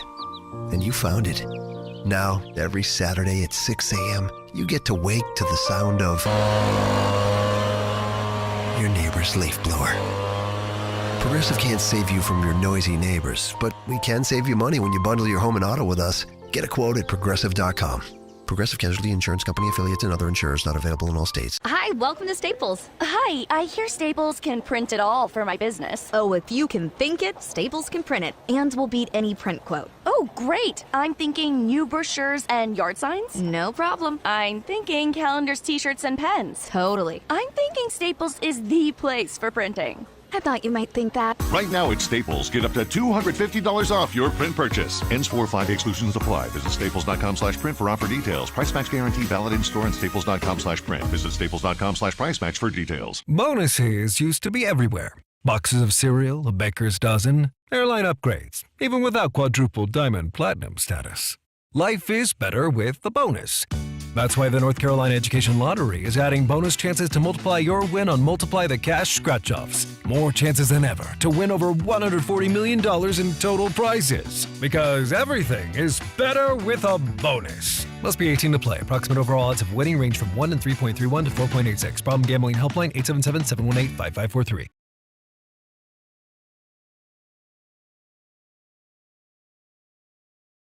Trimble on the drive to the top of the key, kicks it over on the left side to Cadeau. Left corner, Withers feeling it and hits another triple. I'm excited about tomorrow. UNC, NC State. I'm excited about that one tomorrow. But question is, Graham, is the game going to get played? Is it going to get postponed? If you haven't been paying attention here in the Raleigh, North Carolina area and the Triangle area, we are expecting a lot of winter weather in some way, shape, or form tomorrow. Check the latest on WRAL.com for sure. And also check our WRAL news and everything for latest updates. But we don't know if they're going to be playing tomorrow. The ACC does have a policy. By the way, if you go to WRALSportsFan.com, Brian Murphy, WRAL Sports investigative reporter, does have a preview of the game between NC State and UNC tomorrow. Put out there the policy of ACC does not make decisions on postponing games until 24 hours at the earliest, 24 hours before the game is set to begin. So at the earliest, we will hear from the ACC about a potential game time change between State and Carolina. 7 o'clock this evening is the earliest you will hear it. That is the earliest time you will hear it. But what does the ACC decide to do? Big time question. I actually thought about it earlier this morning, Graham. A game's supposed to be, I think, on ACC Network. Can you play it at, it's not that far to go from Raleigh to Chapel Hill. If you can get officials there, maybe you have to play the game without fans, but do you just play it at 9 a.m. tomorrow before the weather actually gets here? Jeez. Like, play it at 9 a.m. before the weather actually gets here? Because that way NC State can get home? What's that? Or like a noon tip-off? Or no, earlier. No, I played at 9 a.m. tomorrow. Play it early. We'll all wake up in the morning. No one's probably going to be going to school. No one's probably going to be going into work tomorrow. We'll all sit at home. We'll all watch the game. Hey, there's a problem. We talk about here on the drive a lot. Problems and solutions. Be solutions, guys. Be a solutions person. There's a solution. Play it at 9 a.m. tomorrow. Play it at 9 a.m. Just a thought. Just a thought. Dennis Cox in again for Tim Donnelly this afternoon on the drive. Graham Hill producing the show. We have to get our ladder challenge in here, Graham, before we get to cop or drop. Don't worry, we'll be talking in some North Carolina here in about 15 minutes. But we got to get to our ladder challenge picks. The way Graham and I have been doing the ladder challenge, we make 2 bets every single day. $10 on each bet. Whomever has the most money at the end of the day wins that day. Graham, I struck out on both my picks yesterday. I had Team USA minus 1.5 on the puck line against Sweden, and I had over 5.5 goals in that game. Yikes. Did not work. Did not work. But hey, I went 0 for 2. What about you yesterday, Graham? Did you hit? I also struck out 0 for 2 as well. I had the Sweden in the USA-Sweden game. I also had the USA money line. Didn't hit as the USA lost 2-1 to Sweden. And then I also had Brady Tkachuk, anytime goal scorer. That did not hit because the lone goal scored for Team USA was by Chris Kreider. So I'm right there in the doghouse with you. Okay, so an 0 for day. I think I'm still up 3 days to 2. But that doesn't mean, Graham, that you don't have a chance to still come back and try and win this one. What say you? What are your 2 picks for today? I will let you go first. First, I'm going to go with college hoops. Villanova versus UConn tonight. Villanova moneyline plus 340 is what I'm going with. And then in the NBA, the Charlotte Hornets take on the Los Angeles Lakers. Give me Miles Bridges to score 20 more points at minus 240. So Miles Bridges, 20 or more points? Okay, what's your next one? Oh, that was it. Oh, okay. The other one was Villanova moneyline. Oh, the Villanova moneyline. Plus okay. 340. Gotcha. Oh, that's a big one. 15-11 overall for Villanova. Yeah. They can go on the road and beat UConn. I think they can. UConn has not been playing great. They're actually out of the top 25. You know what? Give me UConn minus 8.5 at minus 110. Give me that one. They're at home. And also, at the same time, you know what? Let's get weird with this. Texas A&M on the road at Mississippi State, even though Texas A&M is 7th ranked in the country, give me Texas A&M on the money line at Mississippi State at plus 124. Okay. So those are my 2 picks in the ladder challenge. Okay. That's what I think. All right, that's my ladder challenge pick.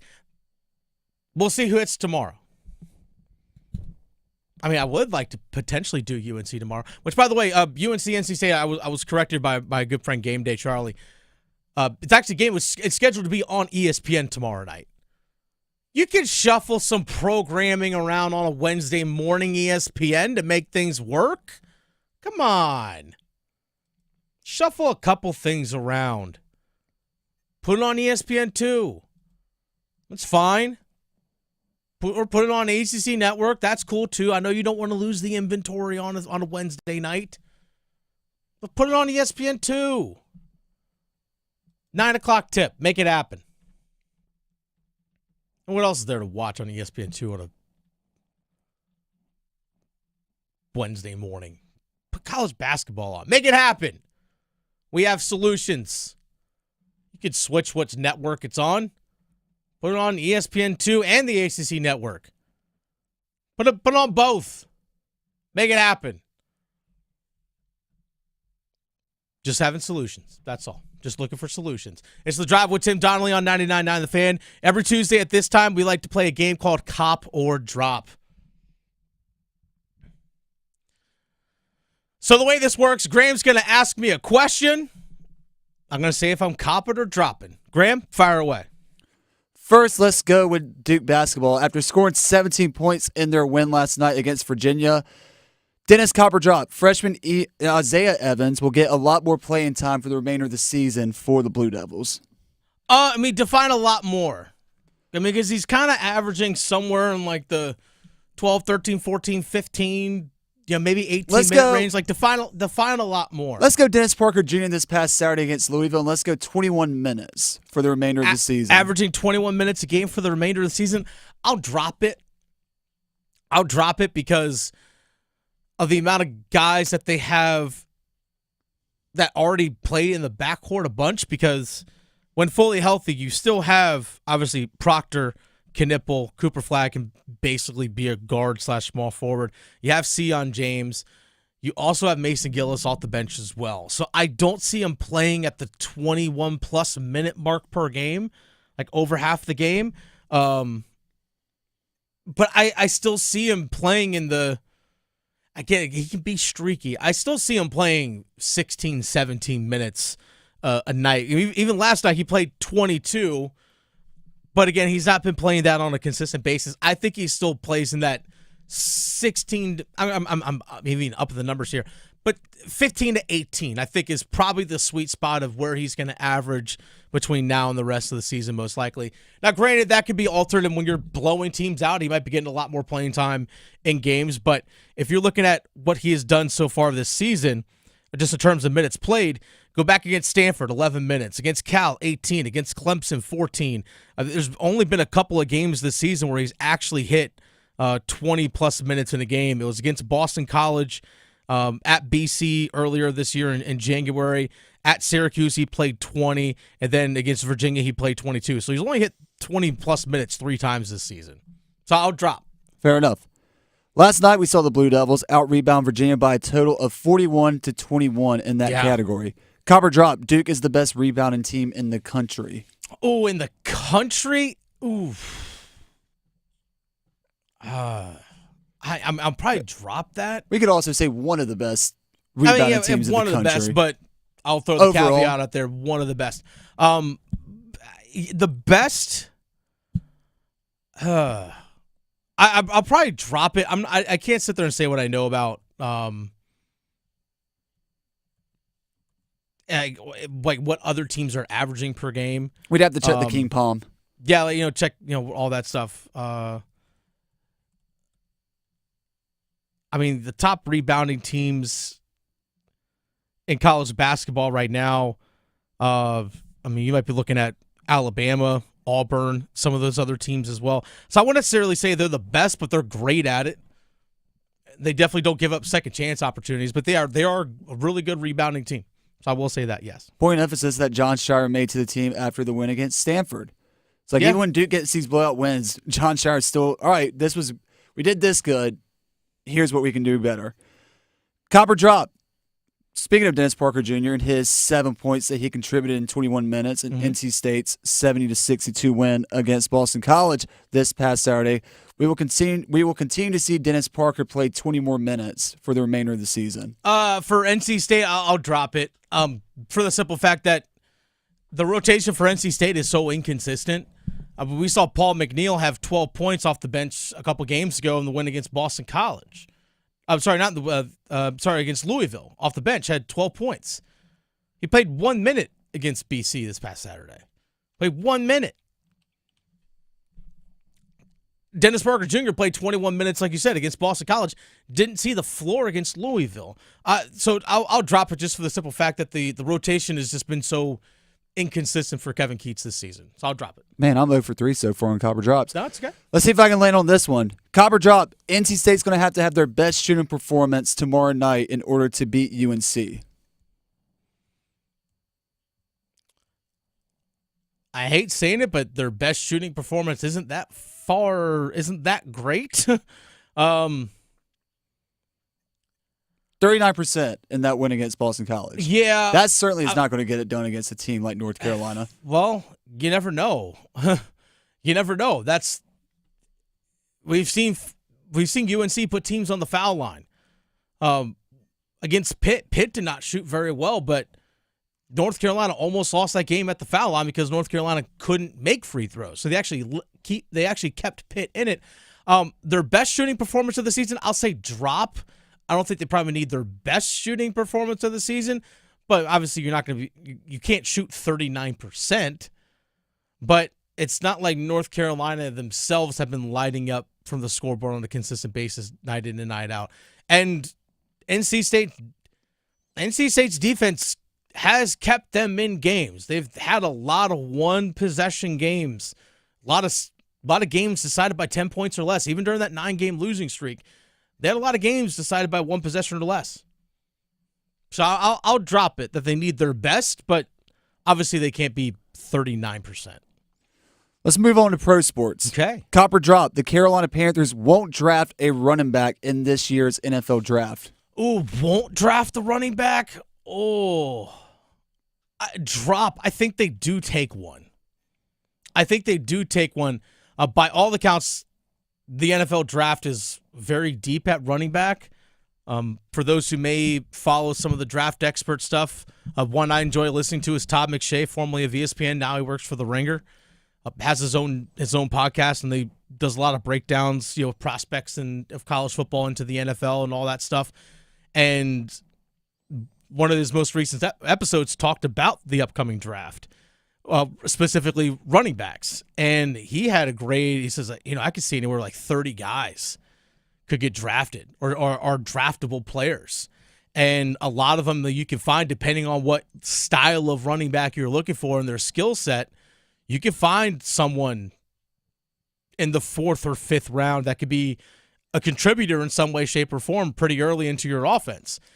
The Panthers have a 1st, a 2nd, a 3rd, 2 4ths because they have the Dallas Cowboys 4th round pick, and they also have 3 5th round picks in the upcoming draft. So I have a gut feeling that they're going to use one of those picks in the 4th or 5th round on a running back just because of the surplus that they have in those middle rounds of the draft. So I'm going to say drop. They do draft one. And last one here. Let's go back to a college basketball team here in the area. Okay. Dennis, Copper Drop. UNC basketball will go outside the Carolina family when looking to hire a general manager next season. Oh, that's a really good one. Outside of the Carolina family to be the general manager. Quote unquote. Yeah, that's a tough one. That is a real tough one because UNC likes to keep it in-house. Copper Drop that they will? Correct. I'll cop it. I'll cop it. I don't know if they'll go on the outside and go with, hey, like hit up Antoine Jameson. Hey, man, what you doing? Vince Carter, hey, what are you doing? Hitting up somebody that has a little bit of that cachet to be that person. Speaking of which, we can actually go ahead and we'll build off of Copper Drop with this. North Carolina basketball and head coach Hubert Davis are going to look to expand their staff after this upcoming season. It's been addressed, and this is actually something on Hubert Davis Live. The coach should show that Hubert Davis hosts or is with alongside Jones Angel, who's the play-by-play voice for UNC athletics. He said this just a matter of a few weeks ago about he was asking or answering a fan question about what do we need to do this off season in terms of adding to the staff, recruiting, all those kinds of things. Here's what Hubert Davis had to say. This matter, again, just a few weeks ago. I am going to increase the staff, and it's needed. I never would have thought 4 years that I took the job that I'm 100%, what is needed is a general manager. There's just so much stuff out there, and I mentioned owner, GM, fundraiser, basketball coach. It's so much on the plate that'll take you away from doing what's the most important thing is coaching basketball. Okay, so that was the question that Hubert Davis was asked. Or that's the statement that he asked. So yesterday, Hubert Davis, along with other coaches in the ACC, they have their media availability on Monday mornings where other out-of-town media can ask questions, and everyone's kind of available for everyone, if that makes sense. So it's an opportunity, for example, if UNC is playing Syracuse, there's someone in the Syracuse media that could ask him a question because they're trying to write their story and get their coverage and so on and so forth. And then at the tail end, this little 10-minute media availability yesterday, he was asked a question yesterday as a follow-up about the general manager position, and he also had this to say. Hey, Hubert, what about your experience the last few years on the job has led you to want to pursue someone for the general manager role? Yeah, I'm going to stay away from those comments in regards, to a GM. I feel like over the last couple of weeks or 2.5 weeks in response to my answer to a question on a radio show, it's been twisted in regards to supporting different narratives, and my focus right now is this team and coaching this team and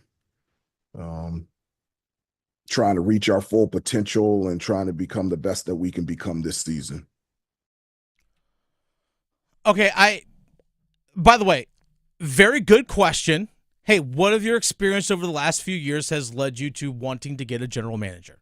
Pretty simple, straightforward question. Right? I think we all can agree this is a pretty straightforward question. Hey, what about it? I thought I was like, hey, that's a solid question. What's been twisted? You said it.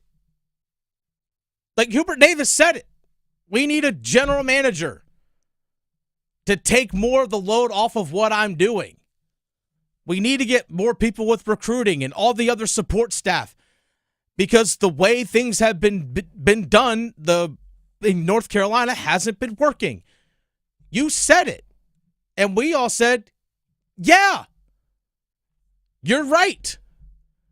Other teams have that infrastructure with their basketball programs that you have not had. Your women's basketball team, who's now in the top 10, projected to be a 3 seed in the NCAA tournament, they've had a general manager for the last couple of years. Duke basketball, John Shire immediately was like, GM, hired it. Okay, so again, what's being twisted? We've said this is something that you should have had already. If you wanted to say, if you didn't want to get into it and not leave it's been twisted out there, all you had to say was this: you know what, I'll focus on the general manager position when the time is right. I'm just focused on Wednesday getting my guys ready for NC State and finishing out the rest of the season strong, because we have a lot of goals we still need to accomplish. Done. And we all would have been, okay. we all would have been okay and kept it moving. Again, I'm still trying to figure out what's been twisted. Graham, am I missing something here? No, I don't think you are. It's been twisted. What's been twisted? You said that stuff yourself. You volunteered that information. No one had to pull it out of you.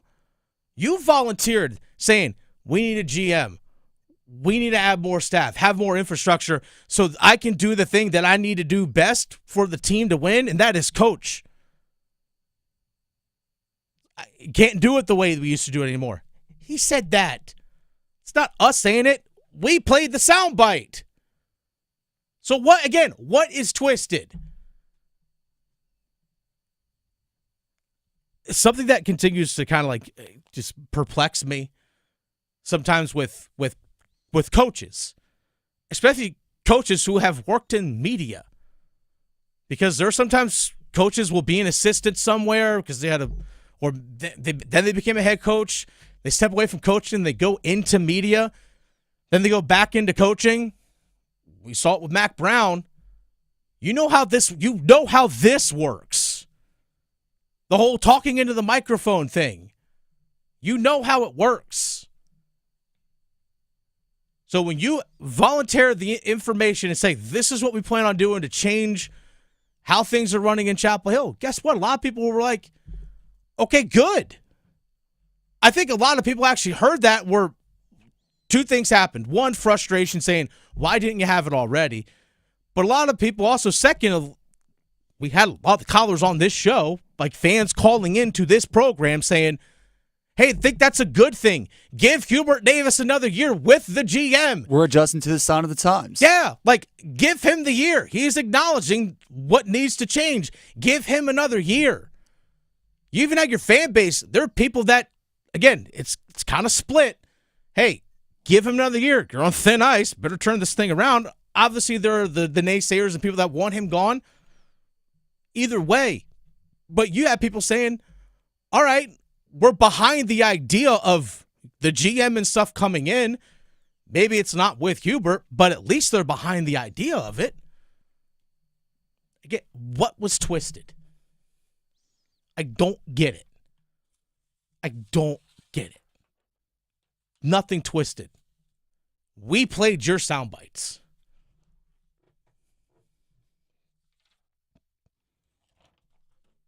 It's The Drive with Tim Donnelly on 99.9 The Fan. Dennis Cox sitting in for Tim Donnelly this afternoon. Dennis Cox here with my friends over at Law Tigers. Folks, it's back. It's better than ever. Who wants to win a custom Caniacs motorcycle? Dennis Cox here again for my friends over at Law Tigers. The Carolina Hurricanes, Law Tigers, Tobacco Road, Harley-Davidson, Shiny Side Paint, they've all teamed up once again to give one lucky fan a custom Caniacs motorcycle. That's right, custom motorcycle. One of one. Custom-built motorcycle. Custom painted with Carolina Hurricanes. Colors, logos, decals, you name it, it is all painted on there. It's not a motorcycle that just has a bunch of stickers slapped onto it. No. This is full custom painted. The real deal.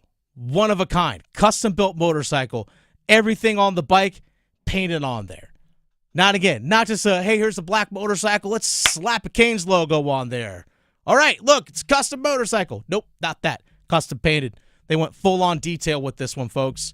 And it can be yours if you go to caniacsbike.com. Well, that's where you can enter for your chance to win the bike. Again, go to caniacsbike.com. You'll see pictures of the bike right there. It's absolutely stunning. It's gorgeous. I can't win it, but you can. And if you win the bike, hit me up. We'll go out for a ride together. I'll ride my own motorcycle. You'll win this custom Caniacs bike. You'll ride that one, the one that you win. If you go to caniacsbike.com and enter for your chance to win. Deadline is April 6th, but don't wait, folks. Enter now. Bike's going to be given away on the ice at the last home game of the year. Imagine that. You're on the ice. Last home game of the year. You win that motorcycle. Sounds pretty awesome. Go to caniacsbike.com. Law Tigers is a network of independent law firms who are members of the American Association of Motorcycle Injury Lawyers. Law Tigers is not a law firm. It's The Drive with Tim Donnelly on 99.9 The Fan. The Carolina Hurricanes were back on the ice today practicing, minus the guys competing in the Four Nations Cup. But guys were back on the ice practicing today. Carolina defenseman Sean Walker joined us earlier today. We'll have that conversation for you next about life off the ice. That conversation with Sean Walker next. Listen for the Did He Just Do That? Johnson trying to step back for a three. Bring it up. Left side. Boy, that was cold-blooded. The deep looks from downtown. Damask from the right block. Gives to Hawkins. Straight on. Triple. Good. They left him open, and he makes him pay. The Get That Out of Here's. Bonner to the basket. Rejected by Renew, who saw that one coming. Your exclusive home for the Final Four. 99.9 The Fan. The Triangle Sports Leader. This is what breaking news on WREL sounds like. A teenager accused of murder in custody tonight. From the moments that matter. Let's take a look at those live pictures right now from Sky 5. When seconds count. Authorities say they are very concerned for the safety of the public. When your safety is the priority. Breaking news right now, a large fire in eastern Wake County. Hello, everyone, and thank you for joining us. Watch WREL News. Breaking news coverage you can count on. At Uline, the prevailing opinion is, if you don't live it, you don't believe it. The people at Uline believe in hard work, and they live it by being there 24/7 to answer your call, having 41,000 items in stock, and offering same-day shipping from 12 locations across North America. Business owners, sellers, buyers, shippers, and packers believe it. Uline is the hard-working, dependable source for your shipping and industrial supplies. Visit uline.com.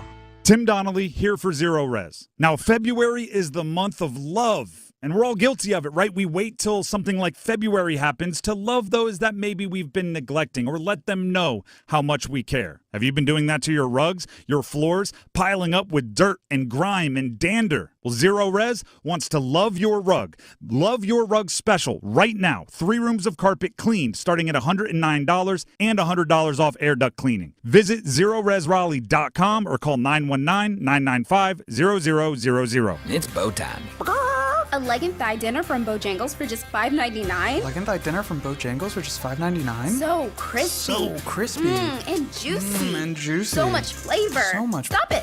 What are you doing? What? You expect me to get this delicious deal and not say anything? You're unbelievable. You're unbelievable. With a boldly seasoned leg and thigh, choice of fixin', a biscuit, and legendary iced tea, it's a deal so good it's worth repeating. So eat and repeat while it lasts. It's bow time.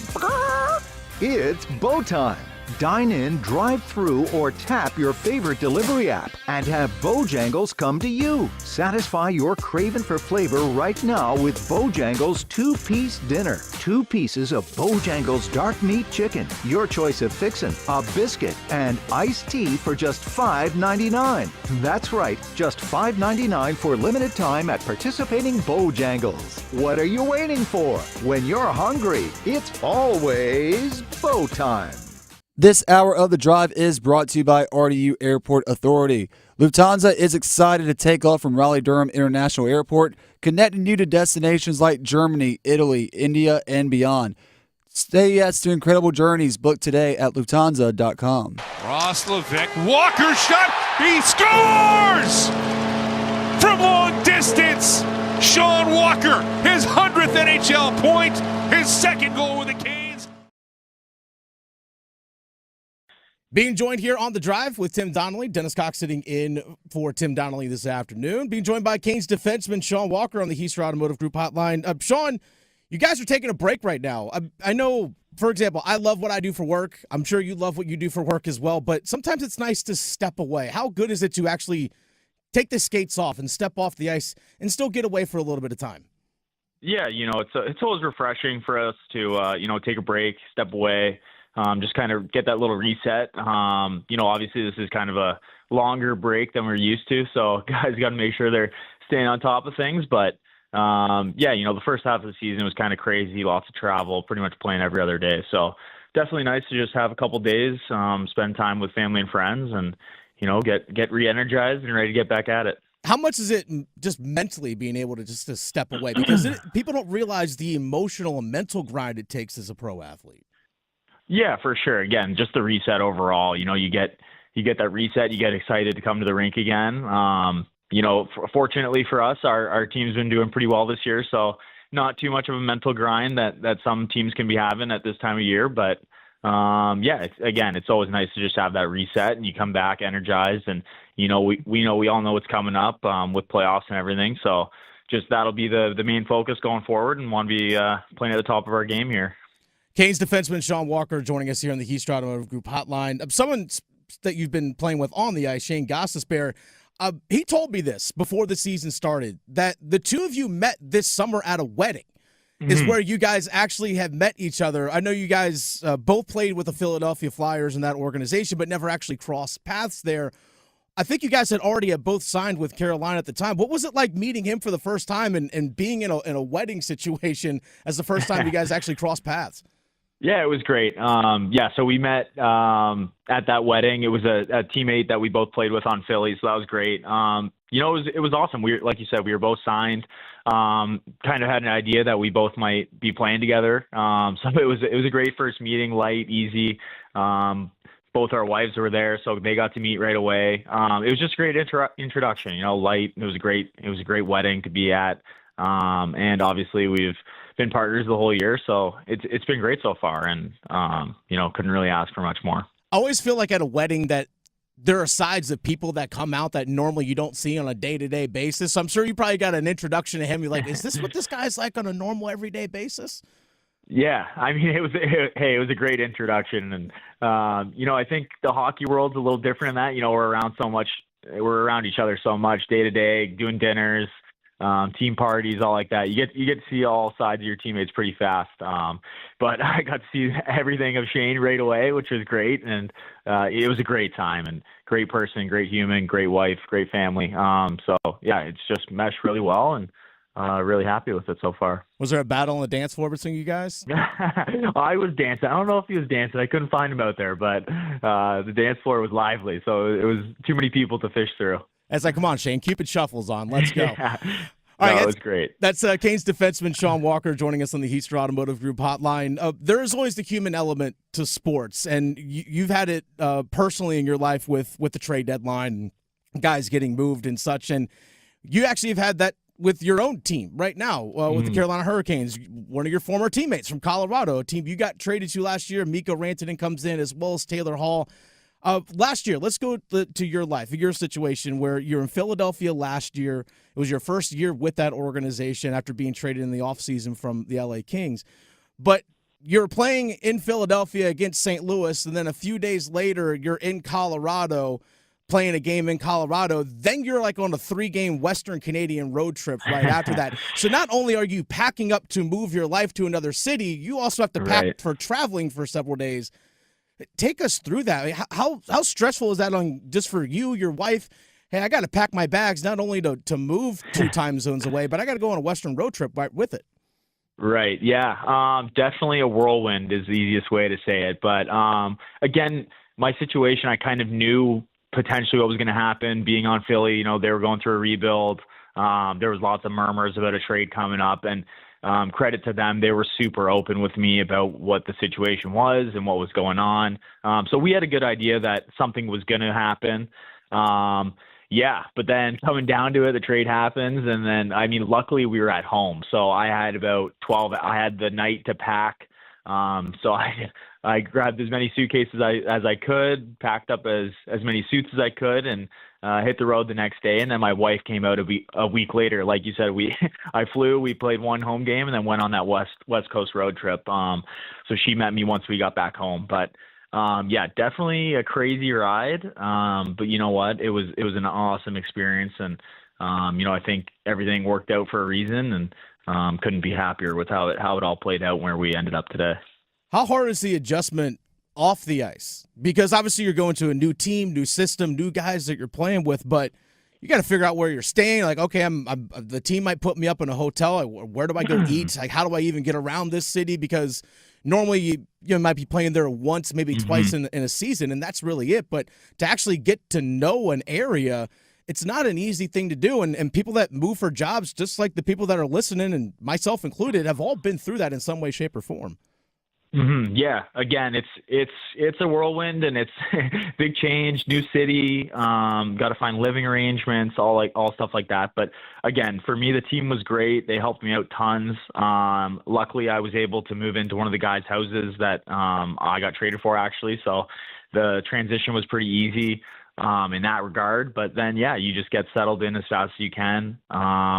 Outside of hockey, and then obviously inside of hockey. But again, the team was great. The guys welcomed me in right away, and again, going to Colorado, was they have such high-end players, and they were preparing for a cup run, so that's kind of where we were at, and they integrated me as best and as fast as they could, which was awesome. And then again, did it all again this summer, and it was great. And I had so many guys reach out and make me feel welcome right away and give me the lay of the land and where I should be living, what restaurants I should be going to. And then you get adjusted right into the hockey, which was a little easier, obviously, coming here in the summer. So it can be a whirlwind, but I've been very lucky with the situations I've been in. Final thing for you. You have a new teammate, who was a former teammate, Mikko Rantanen, with you now. I mean, I'm sure it was nice for him to have a familiar face, someone that he's been with the NHL. I know he and Sebastian Aho go way back, but having a familiar face, I'm sure for you it was nice to see, like, hey, buddy, remember me? We played for like 16 games together or whatever it is. But I'm sure it was also comforting for him knowing, oh, there's someone on this team that I know that I have some level of trust with. Yeah, absolutely. There's always that factor, going into a new team and stuff. Kind of feels like a first day of school situation, and just knowing somebody is definitely a little more comfortable. But yeah, like you said, he knows Fishy from obviously playing on their international team together, and but then I definitely reached out as soon as I heard the news, and again, even my wife knew his wife from when we were there last year, and she reached out, made sure if they needed anything, we were here for them. So it's been good, and I'm sure he's, obviously big trade, big surprise to them in some senses. So the break was hopefully good for them too, and everyone will be adjusting further as we go and, gearing up for the playoff push here. That's Canes defenseman Sean Walker. Sean, thanks for your time. Really do appreciate it, my man. Yes, thank you. Big thanks to Carolina Hurricanes defenseman Sean Walker, who joined us here on the Heister Automotive Group hotline. Had that conversation earlier today. Canes were back at practice earlier this afternoon. I really enjoyed talking to Sean. I really wanted to make sure that we dove into, again, life off the ice, because I know a lot of people are still wondering about, okay, is this Mikko Rantanen trade going to work out? Is the Taylor Hall trade, is it going to work out? And I had to sit back and think for a moment when Mikko Rantanen got traded to Carolina. Rantanen was in Boston the Friday night that he got traded. Carolina was on Long Island set to play the Islanders that Saturday. Colorado was set to play Boston, the Bruins, on Saturday afternoon at 1 o'clock. So he gets flown Saturday morning after he's traded from Boston to Long Island and has to play that night. And then eventually finds his way as the Carolina Hurricanes travel. They play the New York Rangers. And then he's in Raleigh. He didn't have the chance that Sean Walker had to, hey, all right, I know this is coming. Okay, I've got, overnight, pack up a bunch of stuff. He didn't have that opportunity. He had to go from Boston to Long Island to Manhattan, eventually get down to Raleigh. He didn't have a chance to go home and pack stuff or whatever it might be, figure out what he's going to do for a living arrangement and all those kinds of things. He didn't have really that opportunity. And then he had to go to Montreal to play in the Four Nations. But now Team Finland is out of it. Maybe, I know he and Sebastian Aho did not practice today. Obviously, Seth Jarvis and Jacob Slavin playing for Canada and the United States, respectively. They're not at practice today. Maybe he actually did have a chance to, hey, I can actually go back to Denver and grab some stuff and come out here to Raleigh. Breathe for a little bit. Yeah, take a little moment. It's not an easy thing to do. So I'm really happy Sean Walker got to join us today. I'm hoping for a big last couple months of the year from him, as we get, like he mentioned, kind of rejuvenated, refocused, excited to come back to the rink, get ready for that cup run. Yep. Speaking into existence. I love it. Exactly. Whalers night. First home game that the Carolina Hurricanes returned to. Oh. Saturday they played the Maple Leafs, and then the following Thursday, Whalers night. Okay. Yeah, because on the road in Toronto on Saturday. That's right. Oh, Whalers night's coming up. Yeah. I got a pair of sneakers for those. It's the Drive with Tim Donnelly on 99.9 The Fan. Coming up here, we have the starting five, including some breaking news for the Carolina Panthers. We'll have that in the starting five coming up.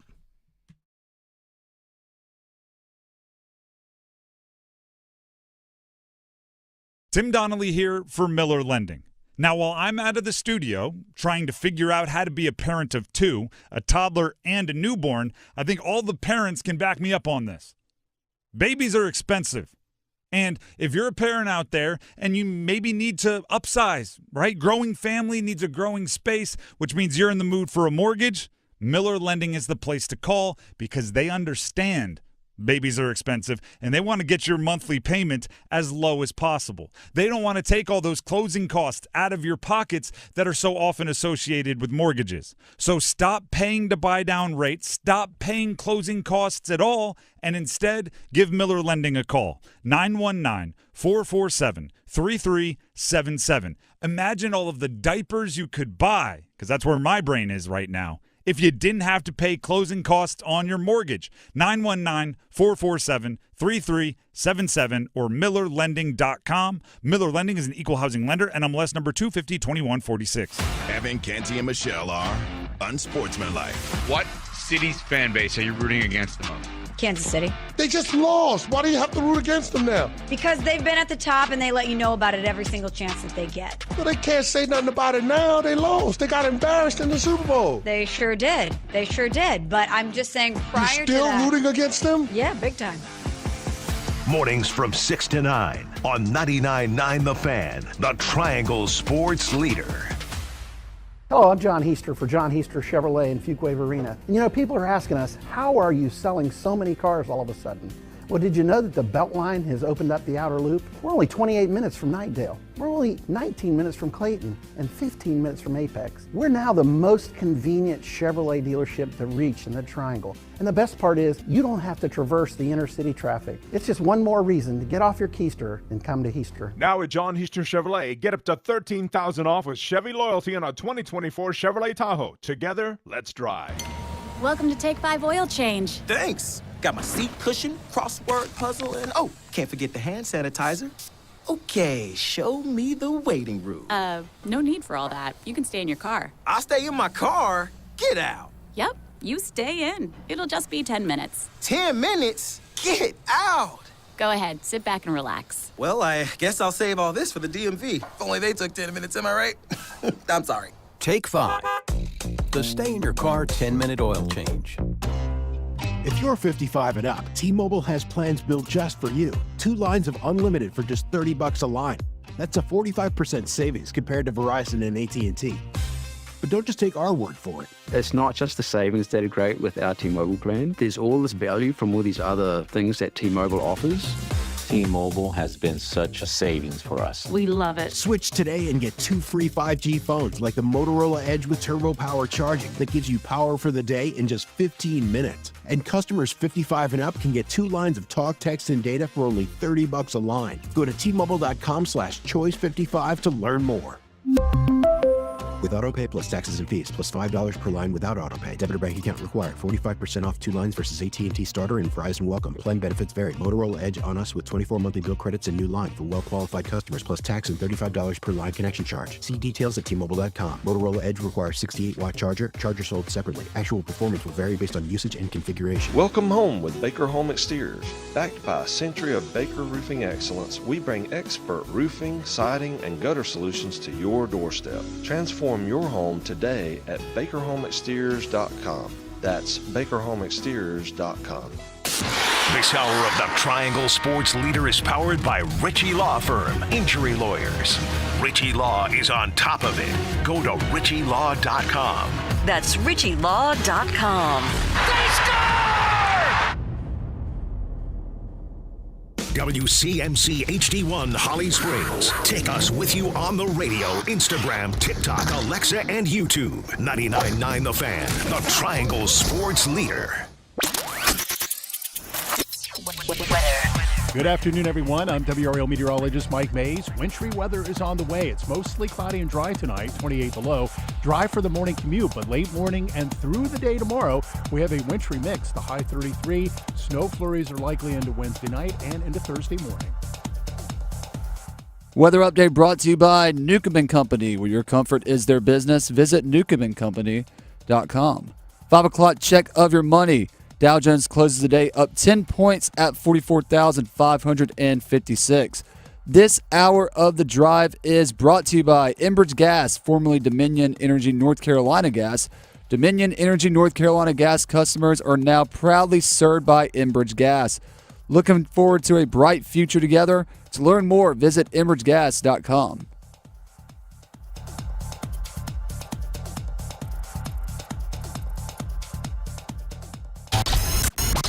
It's 5 o'clock. Time to serve up the biggest sports stories of the day. Here comes your starting five. It's the drive with Tim Donnelly on 99.9 The Fan. Dennis Cox sitting in for Tim Donnelly once again this afternoon. Tim's still out on paternity leave, by the way. Still out there on paternity leave.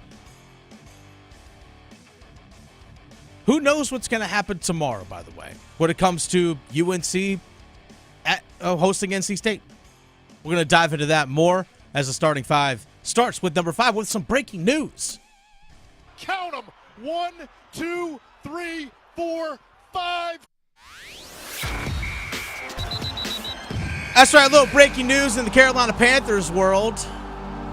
The big question everyone was wondering this offseason, are we re-signing Andy Dalton?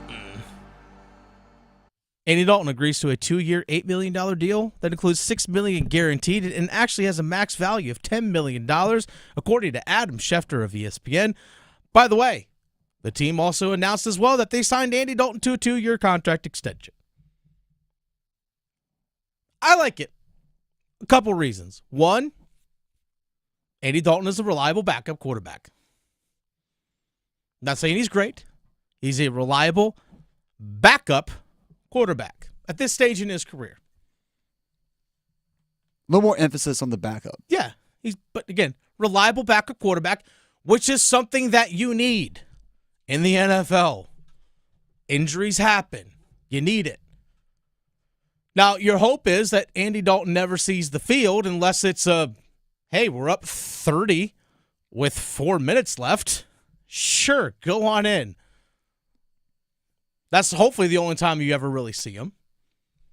Not like what we saw last year where Bryce has to get benched. But you want to see it in the, again, late in the game, mop-up duty, because your team's up big. And it's also, so again, 2 reasons. One, he's a reliable backup quarterback. Second of all, he already knows your system. He obviously knows your system with Dave Canales and all that already. But most importantly, he has such a great relationship with Bryce Young. And Bryce Young has talked about it a lot, that he and Andy Dalton have formed a real tight bond. Andy Dalton has taught him a lot of different things about how to prepare and do stuff not only on the field but off the field. That relationship, I think, is vital for Bryce Young for that continued growth. And it's a position now that the Carolina Panthers don't have to worry about. You have Jack Plummer that you had as an undrafted free agent last year that still can be in your pipeline as your number 3 quarterback and be on your practice squad in case Dalton or somebody does go down. Okay, you call him up and he's ready to be your backup. You don't have to worry about it. That's a good thing. That's one less thing that, like, even though it's a small thing, it's one less thing that Dan Morgan and Dave Canales don't have to worry about this offseason. You don't have to think about it. Okay, well, what are we going to do at backup quarterback? Backup quarterback is probably, some people say it's a top 30 position on your team. If you were to rank 1 through 23, the positions on your team, backup quarterback, some people say, is a top 30 position. Obviously, you have your generally 11-ish starters on offense. I say ish because are you counting your second tight end as a starter, your third wide receiver, your second running back, guys that play a little bit more, and defensively, my nickel corner or, sub linebacker, whatever it might be. But generally, some people view backup quarterback as a top 30 position. And you don't have to worry about that now. I like it. I'm okay with the continuity. Dalton's a fine backup QB. All right, that's enough for backup QBs. That's number 5. Let's get to number 4. 1, 2, 3, 4, all together. Crosby right before the empty netter. Look out! They score! Ottinger made the initial stop, and then it was knocked home by Nyquist. So Sweden beat the United States yesterday 2-1 in a game that was inconsequential unless you had money on it. But it's an inconsequential game because the United States that lost to Sweden didn't matter in terms of them getting to the champions of the 4 nations. That's the whole thing that was at stake. A couple news and notes. Defenseman Charlie McAvoy left that game, upper body injury. Actually had to go to Massachusetts General Hospital with an upper body injury that he had suffered in that game. Hopefully everything's okay with him. Austin Matthews, the captain for Team USA, the center from the Toronto Maple Leafs, didn't play in the game yesterday. United States actually played down a skater. They played with 17 skaters. They played with 11 forwards and 6 defensemen. Brady Tkachuk left the game with a lower body injury. Mike Sullivan, their head coach, suggested that, it was more precautionary thing.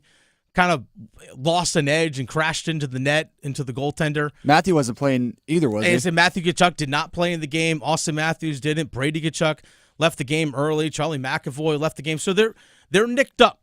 The Team USA was in that game. In a game, like I said, that was inconsequential to them.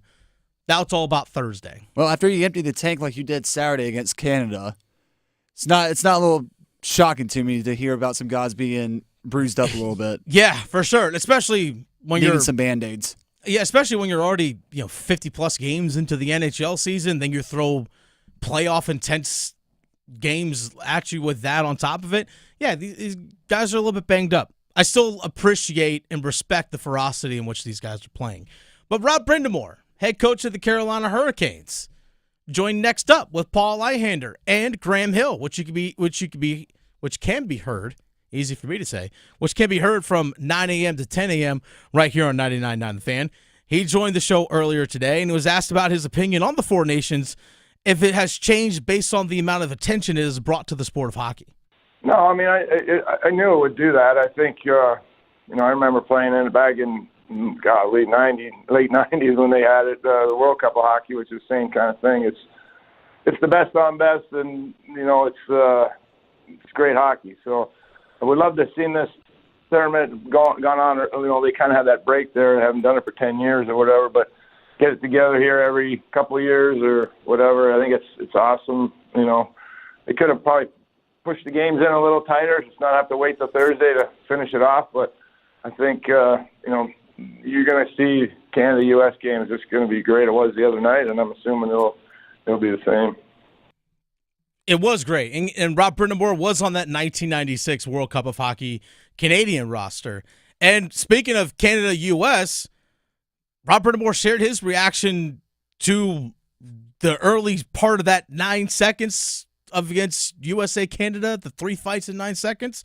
Rob Brindamore shared his thoughts on that. And maybe if he was a little bit nervous if one of his players maybe got into the middle of one of those scuffles. There was, obviously the emotion of it. That's the passion of hockey that makes our sport great, and it was on full display there. And then obviously the talent is just incredible that they're throwing out there now. So very exciting to watch. I wasn't too worried about our guys. They're not that. I don't think our guys are the kinds that drop the gloves too often. But you're always worried about getting nicked up. That's the only drawback of doing this tournament right in the middle of the season. They should probably do it right maybe at the beginning of the year or something where it doesn't really affect the regular season, because you don't want to have guys get banged up right now, that's for sure.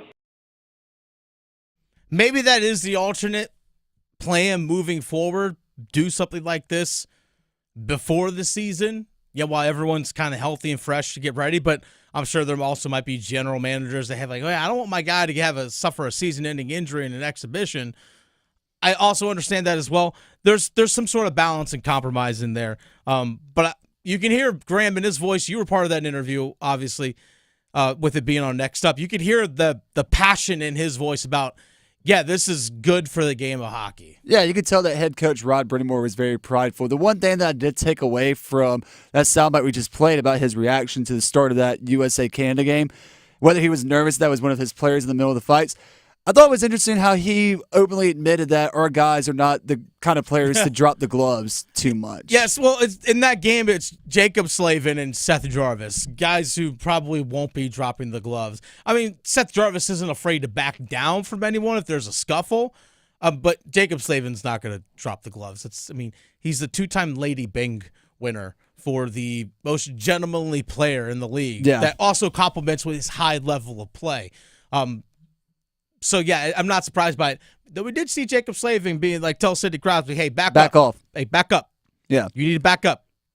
Back up. Well, I just want to say very appreciative to everybody over at the Carolina Hurricanes communications side of things for getting us Rod Brindamore this morning. If you missed that conversation, you can check it out on our fans' YouTube channel or the Best of Next Up podcast. And again, check out myself and Paul Eihander every morning right here on The Fan from 9 to 10. Check it out. Don't miss it, folks. All right, that's number 4. Let's get to number 3. Trimble on the drive to the top of the key, kicks it over on the left side to Cadeau. Left corner, Withers feeling it and hits another triple. Where does Duke fall in bracketology right now? Bracketology is the forecast of the NCAA tournament. Joe Lunardi of ESPN, the bracketologist, right now still has North Carolina on the outside looking in. This is the latest NCAA tournament projections as of this morning. So again, new information comes in when more games are played. Obviously, teams that are on the bubble lose. Teams that are on the bubble maybe pick up a big-time win. So the math and everything changes. Everything shifts and adjusts. North Carolina still on the outside looking in. The last 4 teams in the NCAA tournament, according to Joe Lunardi. Again, these are the last 4 in. So of the field of 68, these are numbers 65, 67, 60, 65, 60. Good Lord, I missed a number there, Graham. On-air math, not supposed to do it. There's something about in this chair and on-air math on this show that does not work out. 65, 66, 67, 68. Nailed it, Graham. Those last 4 teams are San Diego State, Oklahoma, Arkansas, and last one in, Wake Forest, who had a big win against SMU this past Saturday. The first 4 teams out. So the ones that the door shut on, waiting in line. First 4 out in order. VCU, Georgia, SMU, North Carolina. So North Carolina right now, still on the outside looking in. They cannot afford a loss between now and when they play Duke at the end of the year. So they cannot afford a loss. I know that NC State-North Carolina matchup is not the most attractive one like it's been, like it was earlier in the season when they first played each other in Raleigh. But when you think about what's at stake for both teams, with North Carolina still trying to keep their NCAA tournament hopes alive, and NC State just trying to get back to the ACC tournament as the defending champions, there's a lot at stake at tomorrow night. Neither team can afford to lose, really. No, they definitely can't. Actually, we'll get into the game here in just a minute here on the starting 5. But right now, 4 teams of the ACC in. As of right now, let's go. By the way, Wake Forest cannot afford a loss between now and the end of the year, with the exception of when they play Duke, similar situation what North Carolina is in. If Wake Forest wins out, with the exception of going on the road to Duke, and they're in the top 4 of the ACC, and they win a game on Thursday of the ACC tournament and get to Friday, I think they get in. There is still the whole thing of, like, what about bracket stealers, bid stealers in the NCAA tournament, the bracket busters, those kinds of things. But the bid stealers from that might win, let's say, the Atlantic 10, and there's a couple at-larges that come from that as a result. Someone's got to get bumped out. Those are things that you really have to think about as well. But if Wake Forest runs the table the rest of this regular season and if they beat Duke in the process, I think they're good. Same thing with Carolina. Again, they run the table and beat Duke. They might be good. That might be enough to push them in Conference tournament's going to have a lot to do with it as well. But right now, UNC still on the outside looking in. We'll get into State North Carolina here in just a moment, but we still got to get to number 2. Just the two of us. Evans has it. He'll launch and hit. Showtime Slim takes the lead to 13. So Duke's in the NCAA tournament. That's a lock. They could actually lose out and still be in. But right now they are projected to be a 1 seed in the East region, playing their first and second round games in Raleigh, most likely. Right in their backyard. The advantage of being a 1 seed. But last night we saw Duke show when they actually truly lock down on defense, they're so hard to beat. I understand they're playing Virginia, not a great team. But when they don't allow teams to get touches in the paint, and by paint touches, it doesn't necessarily mean throw the ball down low to a big man with his back to the basket and he turns around and hits a little baby hook shot. That's not what I mean about paint touches. It's about not allowing teams to penetrate the middle of your defense, keeping things to the perimeter. Because that way you're keeping everything in front of you. You're not scrambling to help out. Everything's in front of you. And you're forcing teams to settle for low-quality outside jump shots, as opposed to getting into the teeth of your defense, drawing attention, and then working the ball around for clean looks on the outside, as opposed to, all right, I just got to throw up a shot here. It's a less quality of a look. When we've seen Duke play at their best defensively, they're absolutely hard to beat. And part of that is also being dominant with rebounding, being dominant on the glass, especially on the defensive side of the floor. Virginia only had 4 offensive rebounds yesterday. 4 offensive rebounds yesterday. That's it. And John Shire on the post-game show on the Blue Devil Sports Network, which you can hear over on Buzz Sports Radio on game days, talk with John Roth about being dominant on the boards. They know that's the one thing I've been on them the most about the last few games, and they responded. They attacked it. I thought everybody, even the one end of the first half, I usually flip out over those, and for me, we were in the fight. We just didn't come up with it, and it was the only offensive rebound of the half. And so I just think that speaks to the level of focus that we had. When you're limiting second chance opportunities because you're taking away offensive rebounding from the other team, because you're taking away those second chance opportunities, when you're not turning the ball over yourself and giving up fast break points, your defense is going to carry you potentially to a national championship for Duke. I think if Duke wins a national championship, it's because of their defense. Not because Cooper Flack can light you up for 25 or the double-double he had yesterday. Yes, that will play a factor, the fact that he can score and what he does with the ball in his hands. But it's what these guys do on the defensive end that really makes the difference for them as a team. They have the size. We have seen it before. We've talked about it plenty, where other teams just can't get into the teeth of the defense. It's hard for them to get post-entry passes, skip passes through lanes. They're just not there. We've even seen Duke just randomly go, John Shire say, hey, guys, we're going to go 2-3 zone. You two up top, you're over there, you're over there, you're in the middle. Okay. And it works. They haven't done that zone defense in a while, but it's up their sleeve. Just if they just want to throw you off guard a little bit. And they can switch everything, both on and off ball. They can switch everything, which forces other teams to be ISO heavy. And they have the athleticism to play one-on-one defense to keep up with you. Yes, they're going to get beat every once in a while. It's sports, it's basketball. But defense is what's going to carry them to a championship. That's number 2. Let's get to number 1. Drives down the right lane line, gets fouled, throws it up and in, count it with the harm. Styles into the lane at 7:09 to play. Mark it down as Styles has come alive.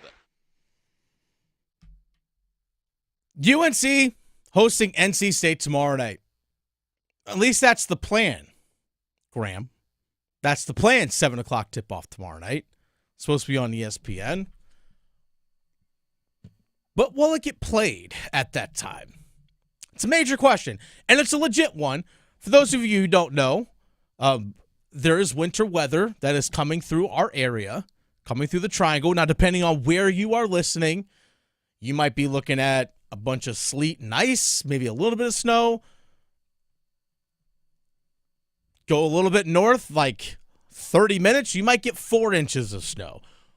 We don't fully know. The lines are pretty razor thin according to the latest projections of WREL weather and the folks over there. By the way, check out WREL.com for the latest weather updates from Kat Campbell and the crew and everyone over there. The big question, or 2 major questions about tomorrow's game. Can NC State get back home safely? That's a big question. Because NC State obviously has to travel out there. Okay, some people want to say, go travel Tuesday night, travel tonight. You already be in Chapel Hill. You don't have to worry about travel to get out there. But you have to worry about the roads getting back. And that also factors into Thursday as well, depending on how long the storm system stays in town. You also have to come back Thursday.